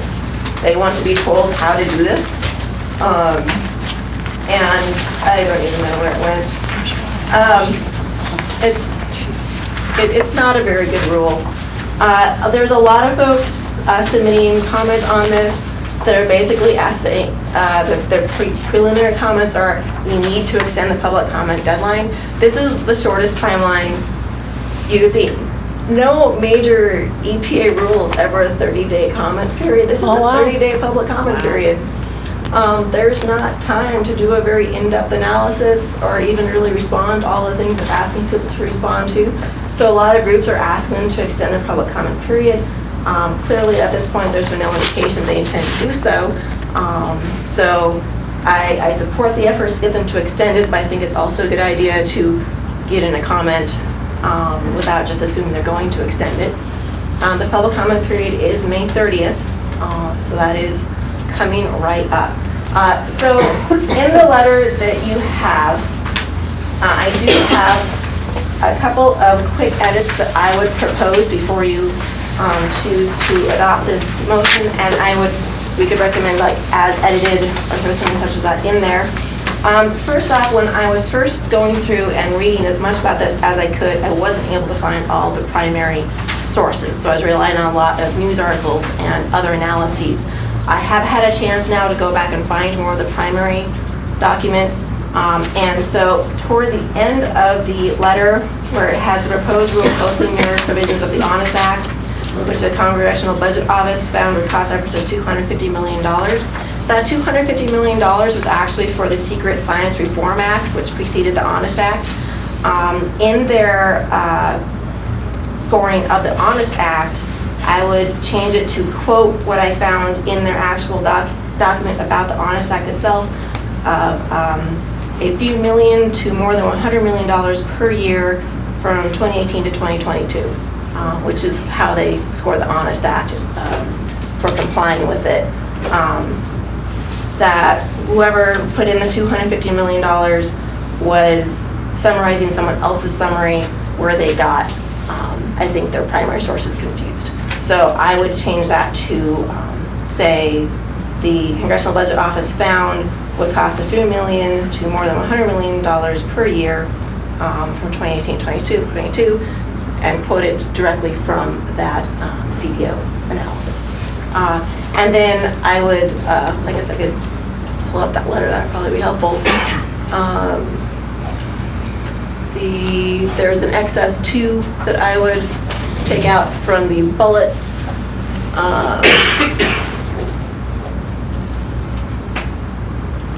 Just minimize and click one more time, and then the correct document will open.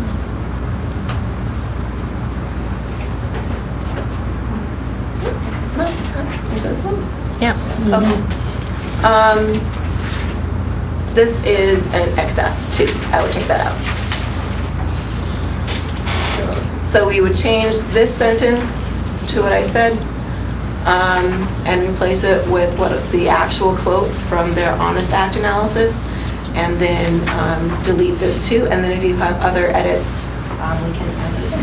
I've got a question on, which could be an edit, on the very last paragraph.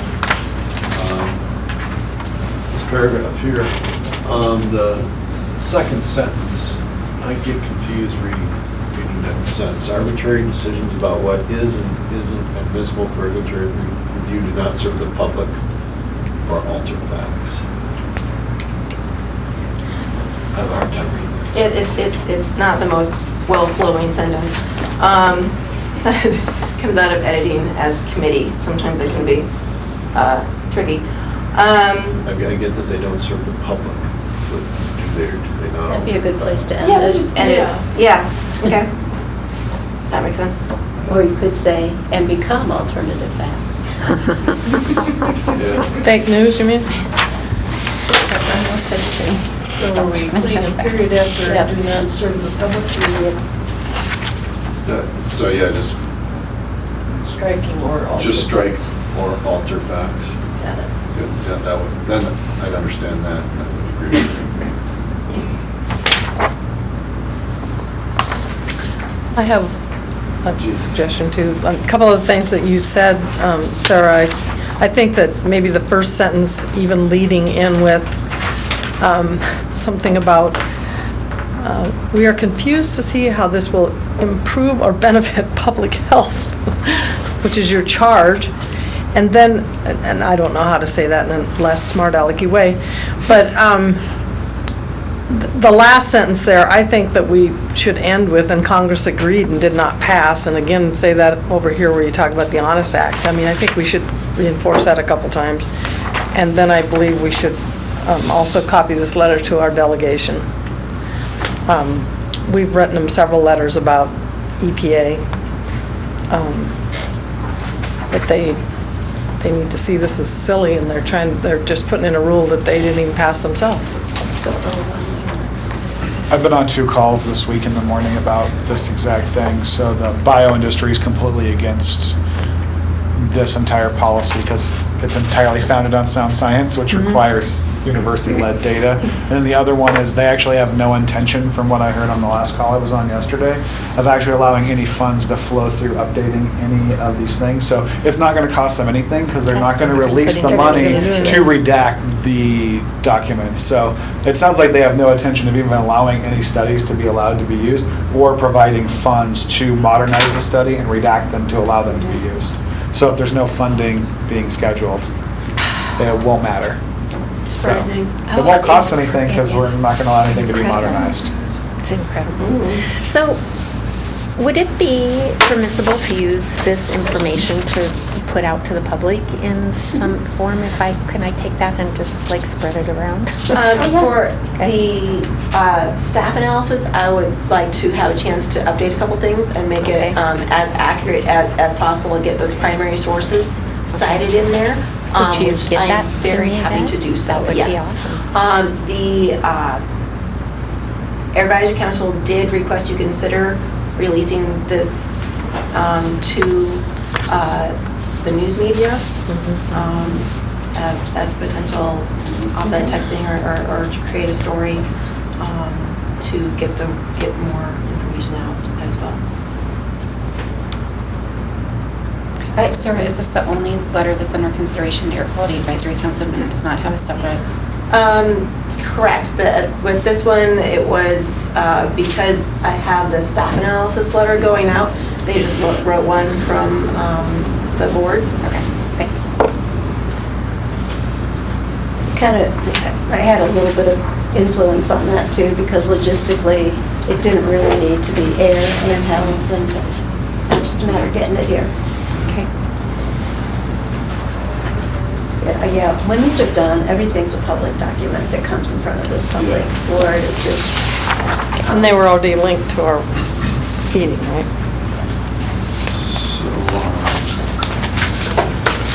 So logistically, in terms of getting a letter revised and this is an action item for the board, so the board needs to at least have at a minimum, have the exact language read, not put up there. So logistically, how do we get this letter edited and approved in front of the board for potential approval? Either Julie or Sarah could read what amendments you have, Okay. and then your motion could. Right, because some of the amendments were to copy language from another document, and we haven't heard that specific Oh, then language Sarah yet. would. Yeah, I have that right here. Okay, Yeah, Sarah had her amendments ready. great.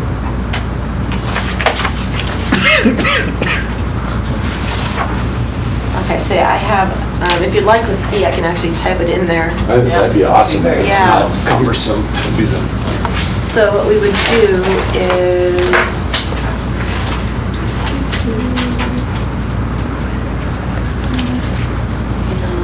This one has been.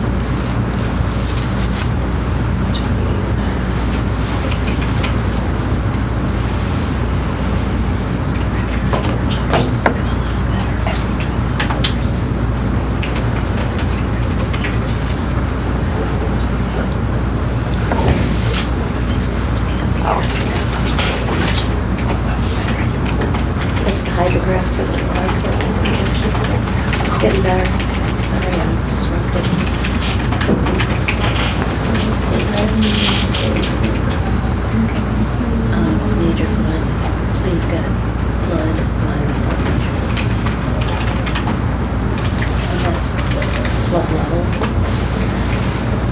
Just last week was prediction.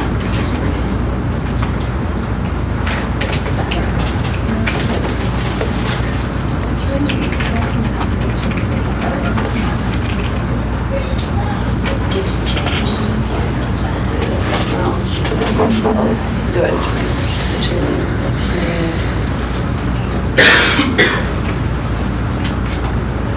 Let's go ahead to this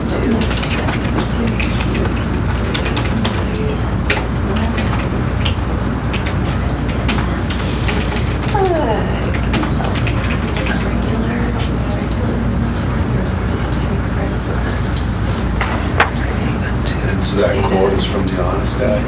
Uh-huh.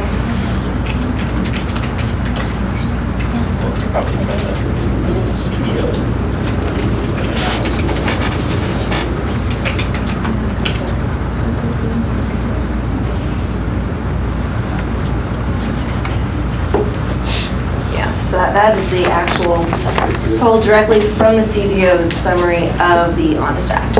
Okay. So that's where I would propose then, after that sentence that Sarah just amended, to add Congress agree, or something about Congress agreeing and did not pass. Yeah, so it passed the House and the Senate just refused to take it up. Okay. Well, then just say it did not pass, the bill did not pass Congress or something, the Honest Act. So It honestly did not pass. What bill does? Okay, so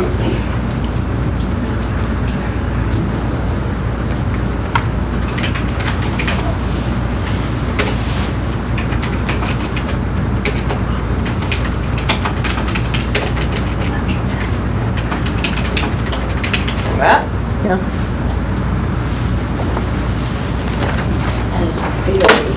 And then you took your two out.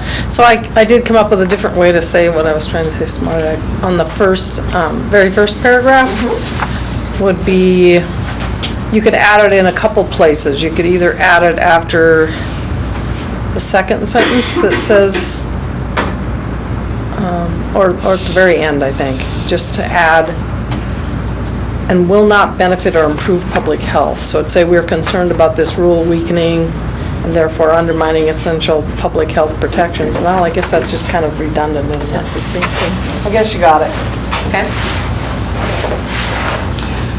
But I do think we should send it to our delegation. Yeah, it seems good to me. Do you want it to, us to try to send it to the mainstream media? And if you did, would a board member wish to speak to it? I'll do that. Sure, I mean, she was asking if we send it to media, who's going to be the contact person. I think that it could either be Ross or Like that, and then pull down, like, what just happened? Ross or Sarah, I would say. Was it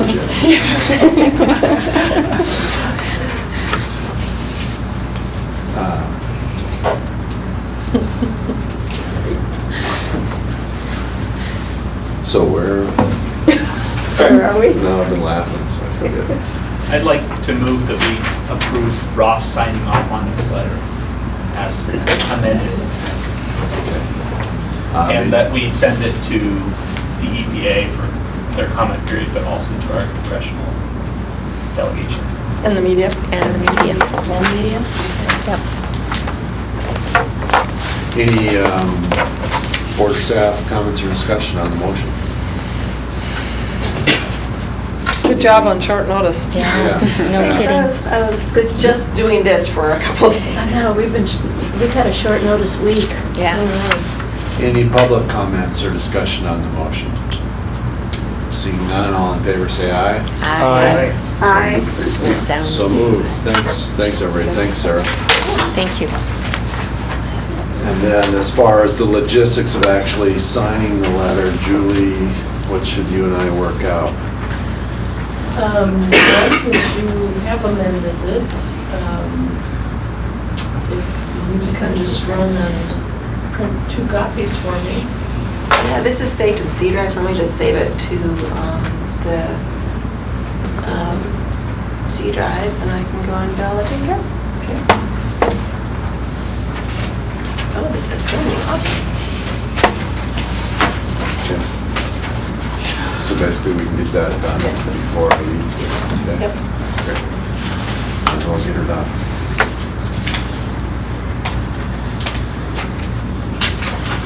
Thank you, Sarah. All right, now we move on to item number 7, which is appoint Board of Health member as a non-voting member of the Transportation Policy Coordinating Committee. This was the item we were chatting about, Roger. Which we already did. Yeah, twice. Twice. Yeah.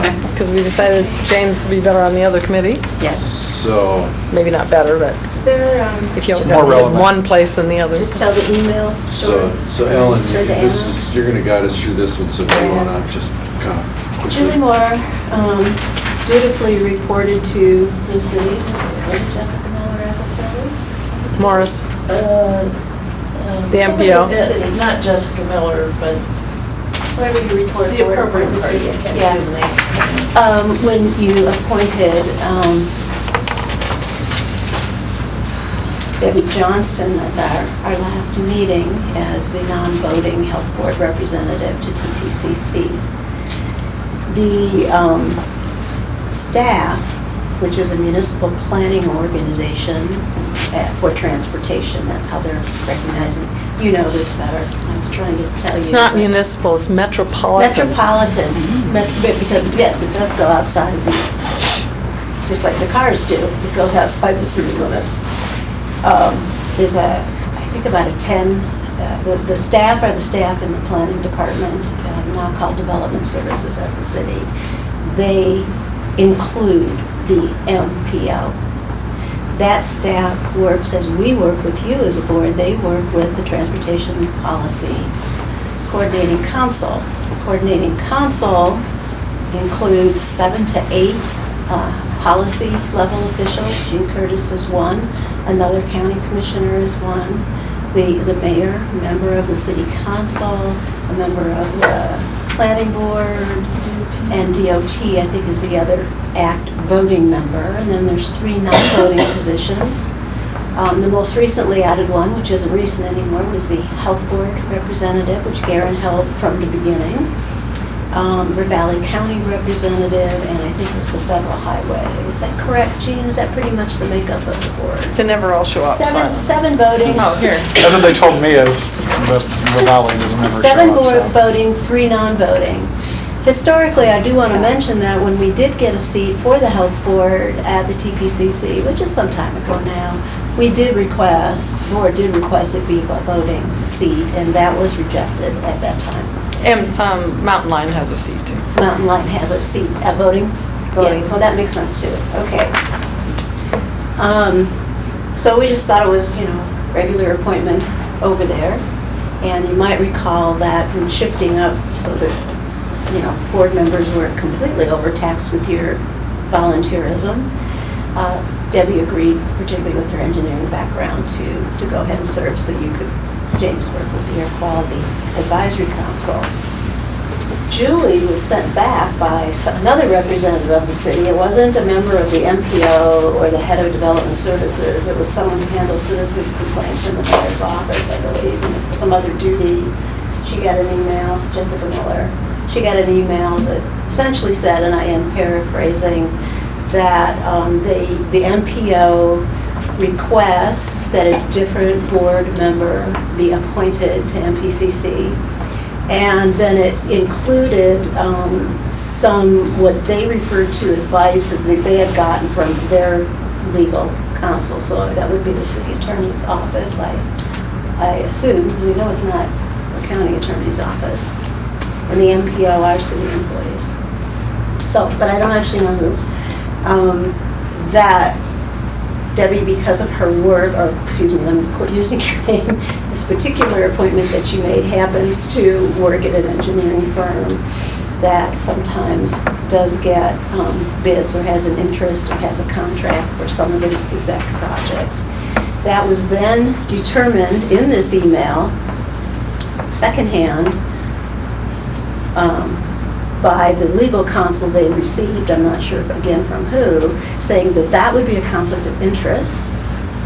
And with a conflict of interest, that person, this particular appointment, couldn't even engage in any discussion because even any future project. So they could be there, but it was a conflict of interest and they couldn't even engage in discussion, which is, so with that in mind, the board, and I think the person who's your current appointee most, I think, personally affected by this kind of a message.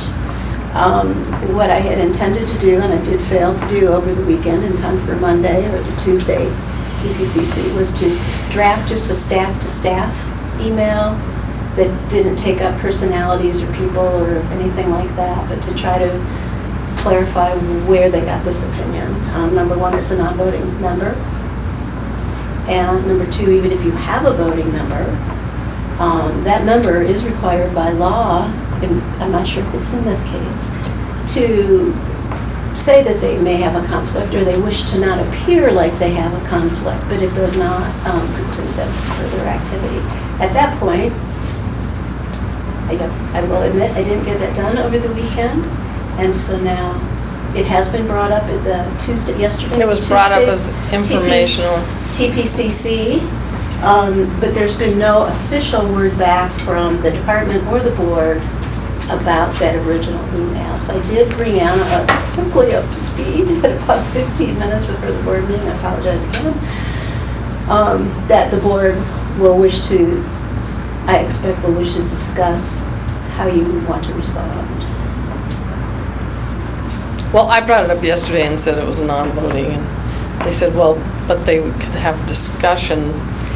But at that particular board, every single thing that comes up, they ask for the public input, Yeah. which could influence a decision just as much as somebody on the thing.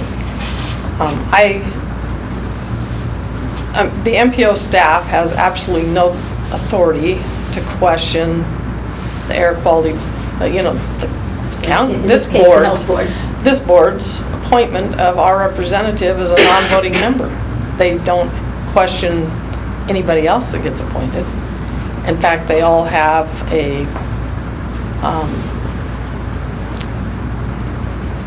all have people who come in as proxy. So it's just an overstepping. And members of the public can and do, there's a following of TPCC on all discussions and motions that can influence decisions. And the other just silly thing is, most of what things that they work on they're things that are gonna happen in who knows how many years. I mean, 20, 30 years it took us to get the Russell Street project. So everything seemed like it was 2030 on the one I attended. It was like nothing was near term, and there was like, oh, we need to send everything back to study anyways, is what I heard. Yeah, so I mean, it's just silly to say that, well, for one thing, they have no authority. It's our appointment. Just like Ravalli County gets to decide who their appointment is, and the Federal Highways person gets to decide who their appointment is. So can we just take no action and allow the staff-to-staff conversations to continue, or is that not? I think we send them back we call BS. And again, certainly the board decides what you say about that, but I just want to be sensitive to Right, want to go back in the middle. the appointed person about, being the center. So Debbie, has anybody talked to you directly about this? No. No. No. Did you go to the meeting on Tuesday? She was out of town. Oh, okay. No one was spoken to directly. It went from, I mean. Well, in it went essence, from they didn't Jessica accept the Miller to appointment. Julie. They sent it back. But there is no process to accept the appointment. That's what I'm trying to say. Well, Yeah. they tried to make a They process. You show up requested- and they make you a name They card. requested. They could not make you a name card, I guess. You can bring your own. Bring your own name card. I think there's two levels of this, I think there's two levels of decision to make for you to consider if this helps at all, just to frame it. One is, what does this particular appointee wish to do, and she may wish to, as an individual, just recede or to assert or whatever, and I totally respect that.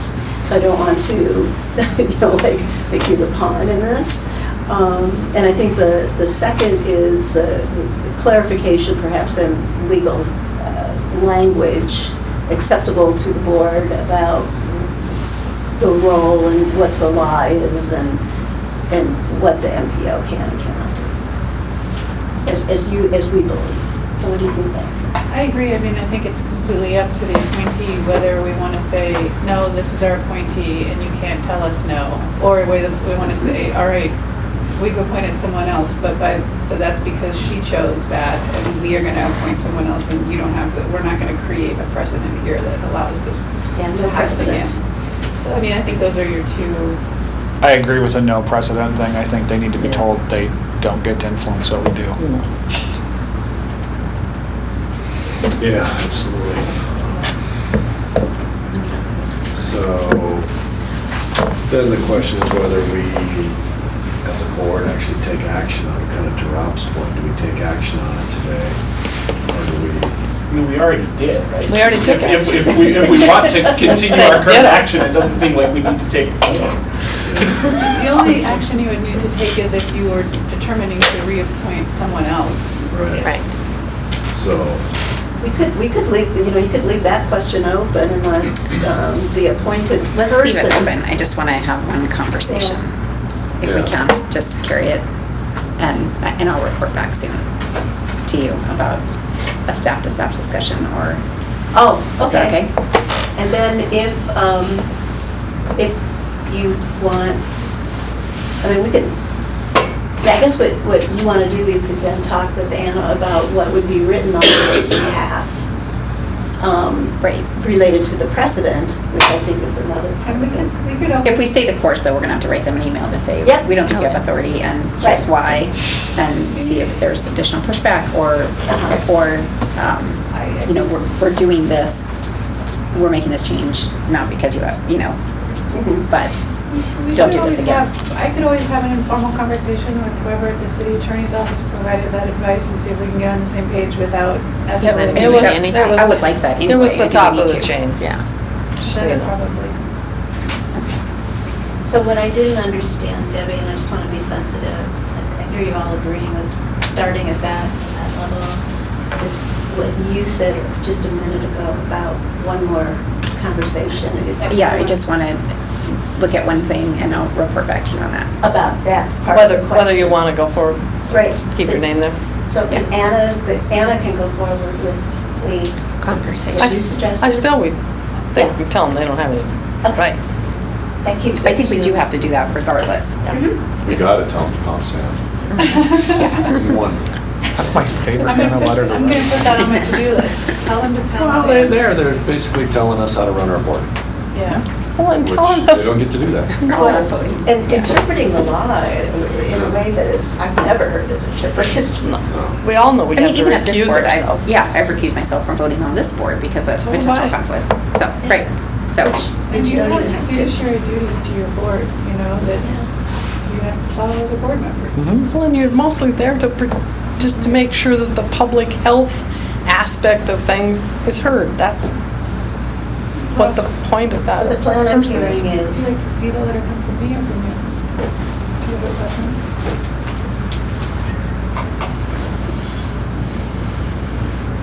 We might have come to I'll circle you into that, I'm thinking. Yeah. I'll try to reach out and see if I can get some, everybody on the same Because, page. because we're the basically. perspective speaking- would be interesting to We're know. speaking to them as our board, Yeah. so, I think it'd be really appropriate to come from I think that's a good thing. Yeah. Okay. but you're making a full, I just want to be clear, so I don't trump it, because I do run into some of these people. I don't trump it, you're making a gonna call the city non-escalating attorney's phone office. call to start with. To start with. Okay. Make sure I understand the concerns, do the research, get something drafted for Ross. Okay. And their that bylaws timeframe, won't I'll say they have to be report back approved. to you guys. And Julie's just like, am I supposed to change the board agenda? And I'm like, what No did they action. send you? They didn't even write to me. I'm glad they wrote to you, but it was like, Do you have send the it to- bylaws, Jean? No. So this turns into a no action item for today, as Yes. far as this board's concerned. Well, except that we're gonna send a responding letter. Right. But that's. So do you want that to be do you want us to make a motion? You can make a motion to draft a letter with regard to this board's appointment, whatever you want. I would move to have, that we ask Anna to draft a letter for Ross's signature, to let them know that it's our right to make this, yeah, the pound sand. It's just hard. Hard not say what you're Love Ross. It's all right to make the appointment, not their right to. tell me that one more time. About the pound sand. The Board of Health has the right to choose who we want to represent us as a non-voting member on Transportation Policy Coordinating Committee. Yeah, it can't be a non-voting member, conflict of interest. How do you do that? Especially when there's public comment. Like, you Exactly. can show up and say whatever you want. Not Yeah. tempted to, by I the can- way. Debbie could sit So, in the just so audience you guys every know. I day. could sit up here and then I could go to the audience Yeah. and speak on, Yeah, yeah. as Yeah. a public member, yeah, when I can't speak otherwise. Good times. Okay, so we've got a motion on the floor. Any further board or staff discussion or comments on the motion? Seeing none, any public comments or discussion on the motion? Seeing none, all in favor, say aye. Aye. So moved. All right.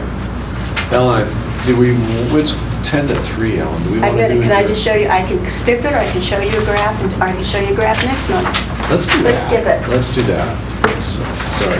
So that No, me- I'm- so that means Ellen's, the Yeah. June report. Yeah, That's Yeah, right. that was Then we a two can for kick one. the can. Does anybody here have a problem with Ellen No. doing the June report? Yay.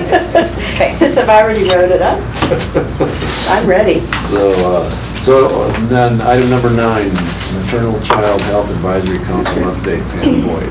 Okay, so the Maternal Child Advisory Committee met on the 8th, last Tuesday. Anna Simple from the Healthy Start, who is the Healthy Start Coordinator, talked to us about Missoula Early Childhood Collective and the Neonatal Abstinence Syndrome Program.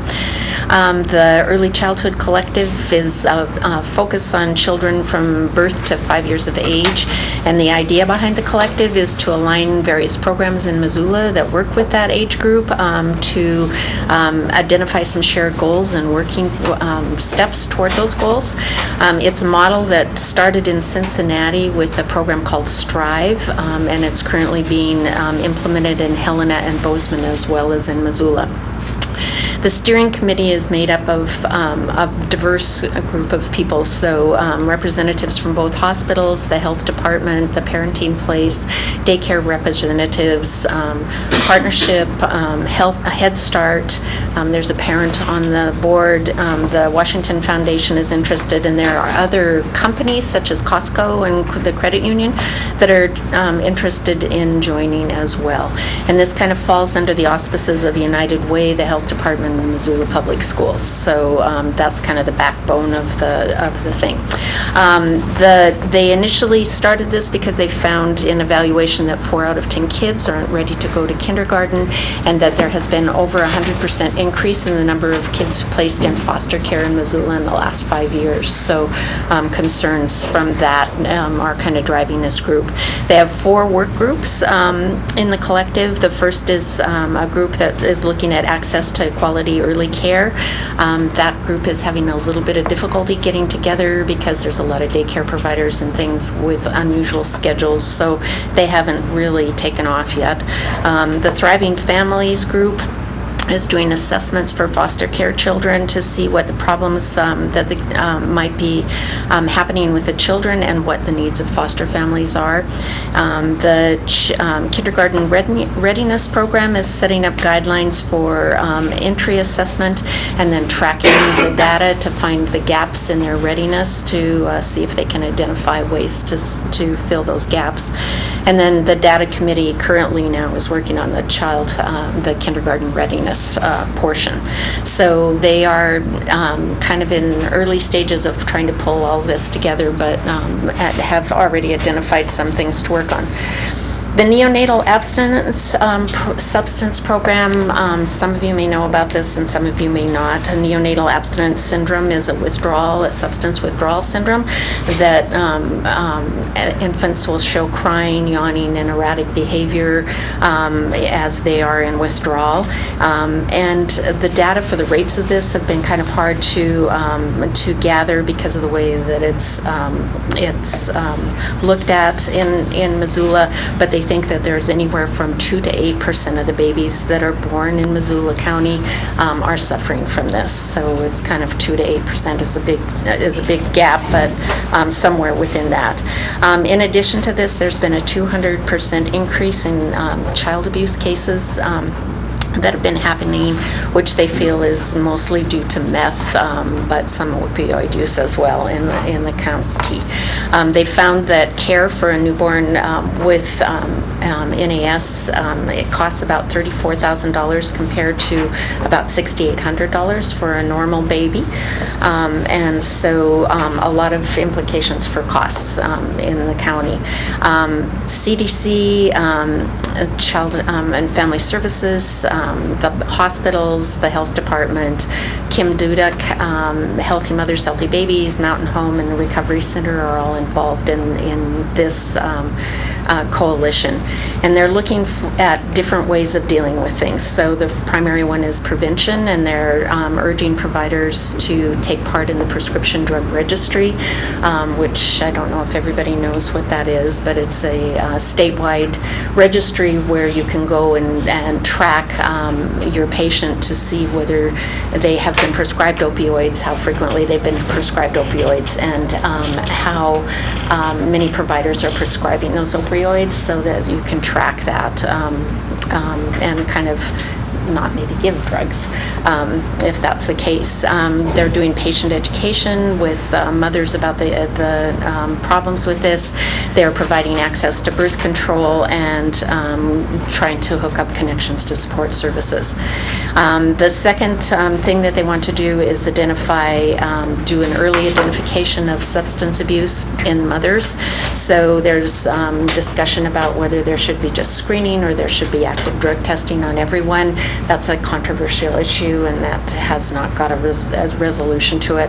They're looking at ways to reduce the stigma that's associated with a positive test, so that mothers wouldn't avoid getting tested because they're not going to be thrown maybe into prison, but they will be put into treatment and support systems. And then obviously providing access to those systems is important.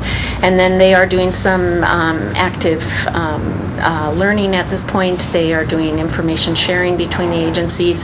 They are sending representatives to Kalispell to learn about their NICU program, and they are training OBs to learn about the referral sources at St. Pat's. Both hospitals are applying for grants to model themselves after Partnership because of the way that Partnership treats their mothers and babies with substance problems. They want to switch to the Eat, Sleep, Console model of care, which is a tool that's used to assess whether an infant requires treatment for withdrawal or not. So those are kind of the things that are going on with those. And that was pretty much it. Took up the whole time. So. Thanks, Beth. And then item 10 would be... Can I add to just I'm sorry. Jean. I just wanted to say that Anna Semple is one of the employees at the forum and has been funded with a grant. Is that one of the grants that's in jeopardy? Yeah, all our grants, except there's a few that are carrying over. That said, Jean, not everyone may agree with the assignment and priorities, that chart that we're working on, and we will present to the staff tomorrow. But things like that, you know, they're in there. Collective impact, neonatal, abstinence syndrome. We took all of those types of things and looked at how we would shift them to remaining staff, including, you know, participation of drug take back and our abstinence syndrome. So it may shift how we do it, but we're not dropping those kinds of emerging efforts and the preventive things off the charts. I have to make one comment too on that 2 to 8% neonatal withdrawal rate. If you do the regression line analysis from the CDC, that's implying that up to 20% of the childbearing age of female population in Missoula is actively using drugs. Yeah. That's something that the Department of Health kind of, that's something we need to think about in the near future, because that rate is unbelievable. Did you just do the regression analysis in your head? Yes, based on the data from the CDC. That's almost as believable. Unbelievable, I mean. Yeah, no, that's a stunning way to look at it. I heard a doctor from Polson who works in this area speak at the Week of the Young Child a couple of years ago, and she said that, you know, she delivered a baby in the middle of the night, and as she looked up at the mother, went, "Oh, this is your 7th baby I have delivered," and they've all had that. Wow. So it is definitely a problem. Definitely is a problem. And having done public health, I wouldn't be surprised if it was up there at 20%. Wow. This is why our home visiting and primary prevention and risk assessment, you know, that is the earliest intervention you can have. Is it enough? No, but. But it's more than, I mean, you step into somebody's house and you just can wait for it to occur, and then you've got this. Yep.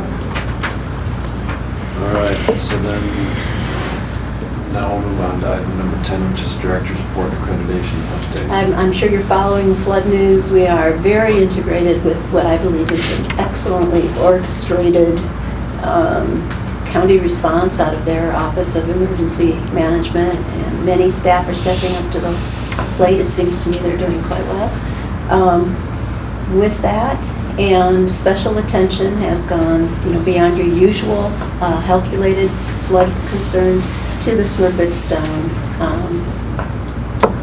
I always want to call them levees, but they are not levees. Berms. So I won't jump into all that right now, but Travis has been quite the lead on that. So then, any public comments on items not on the agenda? Any board or staff comments on items not on the agenda? All right, seeing none, we will adjourn as the Board of Health. And I see we're at about 2 minutes to 3. Our meeting is scheduled to end at 3. What does the board want to do about that? You do need to approve the water quality district budget.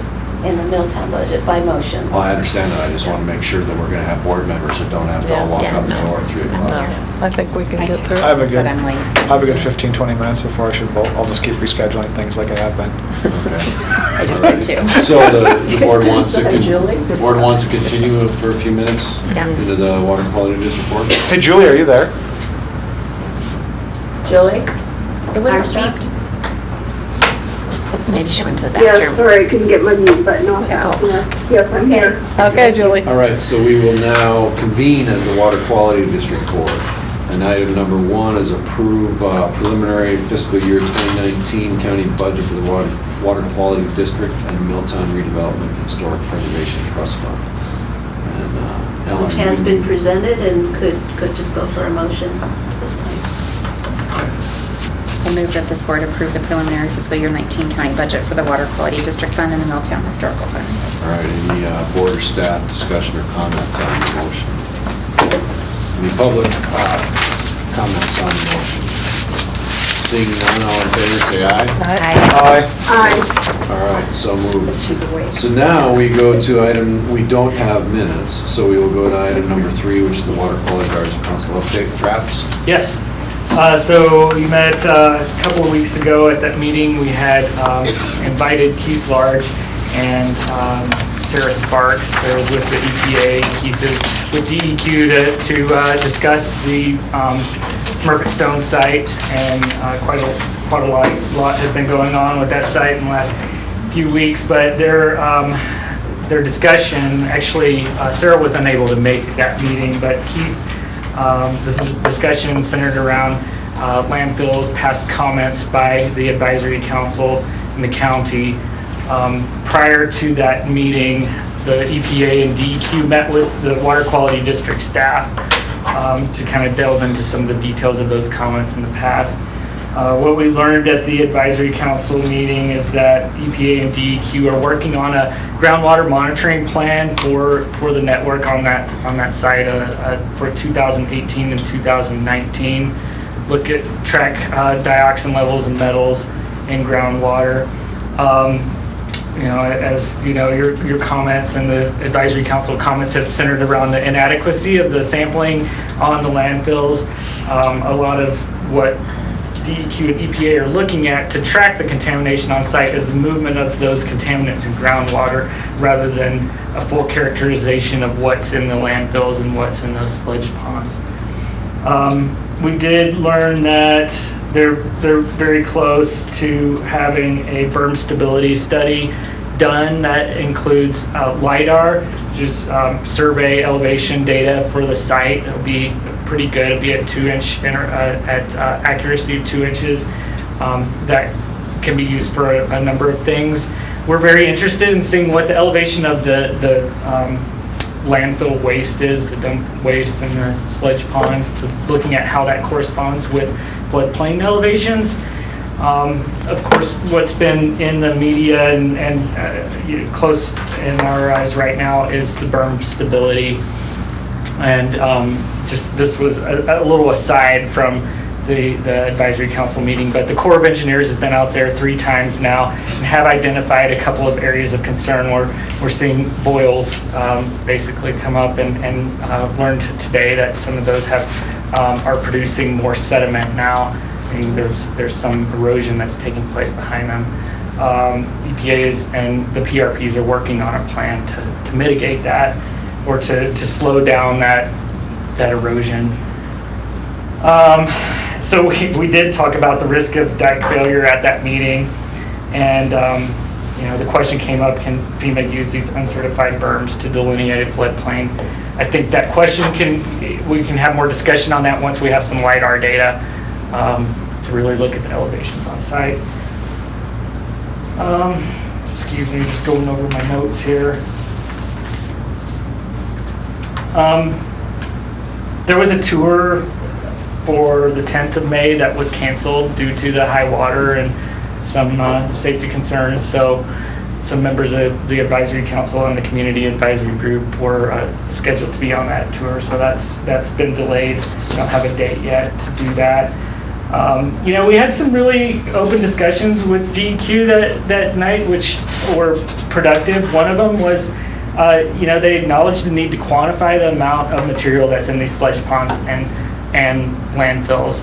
To really accurately talk about removal, have to get some idea of scale, and that'll feed into cost. And that's down the road when we talk about feasibility study, but we're happy to know that they're thinking about that. They're thinking about not just the amount of samples, but what are we going to do with this material in the long term? We don't believe these berms are going to provide meaningful long-term stability to that site. DEQ and EPA received 84 pages of comments on the human health risk assessment and the ecological risk assessment. So a substantial amount of comments to go through. They assure us they'll respond in writing to those. So the board had a number of those comments as well. So let's see, I think that kind of covers it. There was one action item on the agenda.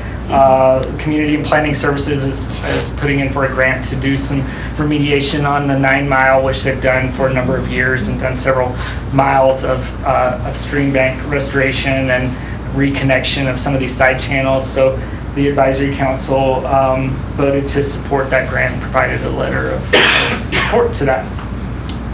So next meeting, we may have a second draft of human health risk assessment. We may have another berm stability study to go over. There are a number of things that could come up, so we don't quite have that next agenda lined out yet, so. There's a lot going on. Questions? Okay. The LiDAR hasn't been done, so it'll be done after this floodwater moves out. The LiDAR has been done. Oh, It's- before this. Yep. The LiDAR Okay, we has- need an after. So, and I'm not Yeah, it's clear gonna if it change. gives, Yeah. if it gives Yeah. the elevation at the bottom of the channel, what type of technology they used, if it was penetrating the water or not, but It the, bounces. it usually Unless it's too bounces. shallow and it hits the rocks under, like Okay. really shallow streams, but deeper, it bounces back. Okay, so on site, we don't see water movement on the site itself. There's groundwater certainly coming up, but it's pretty stagnant except for the boils that we're seeing right now. For those. So. Thank you. All right, thanks, Travis. With that, we go to public comments and items not on the agenda. Water Quality Board. Board or staff comments on items not on the agenda. Just one quick one, so the Sealy Sewer was headed down a certain path and things have changed and slowed down. We'll find more tonight. There were 3 people on the sewer board that were up for election. None of the incumbents won. 2 of the new people have said they're against the sewer. The third one sounds like she's more concerned about making sure that it won't be unaffordable for folks. So I visited with one of the environmental health staff, Gina, at a flood meeting the other day, and told her I thought it might be helpful, and I think she and Jim are going to the meeting tonight, the board meeting, just to go up and talk, not to preach at folks, but rather to talk to them about what does it mean when you have a septic and a well that are impacted by floods. They're underwater. Because that Sealy area is sitting underwater, and it has Right now. been for weeks, and it will for a while. And so a lot of the properties, especially right along the lakes up there are totally full and spilling over into the trees. So it'll be real easy to show people why public sewer could be a lot better choice in that area. So they're going to be informational tonight, and I really appreciate that they were. Oh, yeah, It was thanks. pretty darn short notice. Yeah, I believe they're both going. Yeah. Um, So, we're still hopeful, but if this board happens to change its trajectory and its opinion of which way to go, we lose $12 million in USDA money that we got for that area, and it won't happen again. They should call Deer Lodge. Well, or Linda Vista. I mean, Linda Vista, we had a bunch of money the Oh, one yeah, time. we watched neighborhood after neighborhood actually give up federal money back in the Right. late 80s and early 90s. They did give it up, and they ended up being sewered. Mhm. And they paid a lot of Yes, money. they to them. It doesn't matter whether you're poor then. You lead a horse to water, but Yeah, don't drink it now. sorry for the. I know, we were actually being asked by the PIO group yesterday about, what more can we do to maybe encourage people not to swim in Placid and Sealy Lake right now? It's, I don't know what else we could, but. Yeah. Okay. All right, thanks, Gene. Any other board or staff comments and items not on the agenda? All right, seeing none, we will adjourn as the Water Quality District Board and convene as the Air Pollution Control Board. We don't have minutes, so we go to Air Quality Variance Council update. And Sarah says her only update, which I brought in, is that Dr. Roberts applied to be on the Air Quality Advisory Council. He was recommended, he's being recommended to you to appoint him, and here's the letter for you to do that. Yay. He didn't get away. Yeah, Here's your other letter, okay. and that's That's good. Then we could appoint him to come give us updates, and then James can move to TPCC. All right. I got the training on TPCC, so if I have to move back, I already have the orientation back. Yeah, And so, I think we And I already don't, covered I don't think that, TPCC, we so- didn't approve you coming on the board there either, when your just name was accepted you. submitted. They just accepted me. They should have, Yeah, but what that's does fine. that Debbie. say? What I does know, that say? right? yeah, so anyways, so then foreshadowing that, next item is TPCC committee update. The only thing I ask is, can someone email me when the meeting is? Because I think I missed the last one for the The air quality, because I don't think I got Oh. like any notification of when it was. Okay, You're the So- first Tuesday of the month. at Excellent. 7 here. Okay. Might be 6:30, I'll get. It might be I'll 6:30, confirm the but we need to make sure you're on that email. Yeah, list, let's make sure I'm on the because it looks distribution. like you maybe not on I the think I email. missed the last one. Either that or this all happened after that and I've just not paid attention, which is possible. Okay, so this is, so I said I would give the report this time. It did meet Tuesday. The items on the agenda were to review and approve a memorandum of agreement for cooperative performance-based planning, anyway. So the FAST Act, which is the new name of the Federal Transportation Act, it means Fixing America's Surface Transportation, FAST. Requires that we adopt some measures of safety performance, and these related to asphalt and bridge decks and those kinds of things. So we agreed to adopt the same ones that the state has for the highway and interstate system. We also discussed the planning process memorandum. So right now there's a I might have a link to that bylaws, come to think of it. So right now, the MPO has to be designated by the governor, and it's designated to be under the planning board, which doesn't make sense, and staff, anyway, they're gonna change it so that TPCC is what the governor designates, and then staff works for TPCC, not a convoluted thing. Did they ask the MPO? how They didn't get our permission. And then the only other thing was an update on the pedestrian facilities master plan update, and so that's getting close to being ready to adopt. You can go to Missoula, spelled all the way out, MPO.com, and see what the master plan looks like. So they weighted it seems like it's going to have the weighted score that social equity has a heavier weight than the built environment, to focus on getting, if money comes available, to getting sidewalks into neighborhoods that are, ones that can't afford it as much. And that was pretty much all the things on the agenda.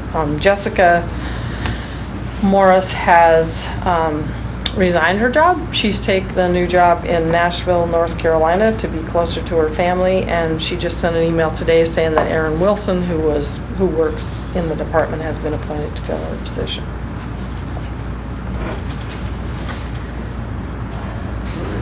Thanks, Gene. So with that, public comments and items not on the agenda. Air quality board. Board or staff comments and items not on the agenda. It was interesting, the City Club this week was in regard to fire on the landscape, the stuff that we've Did you get been to go? working on. I missed that. I had a client matter that popped up, so I know. Yeah, I was supposed to go, and then I gave it to, Well, it's on MCAT. to go. It- Yeah. It's filmed by MCAT, so you can see Yeah. it. So again, it was the fire lab Right. that was doing the presenting, along with Mr. Ponson, who is the incident commander for the Type 2 team that he oversaw both Lolo and he was in Celia, I think, too. But then we had a controlled burn that day. It was horrible. In the too. rattlesnake, and all of a sudden, it was fine until about quitting time, and all of a sudden Yeah, it yeah. cooled down and it just pushed So- it into the valley. So today's article in the Missoulian, I think, was really nice, and I'm also in contact in a more formal and informal way with the team that we're on.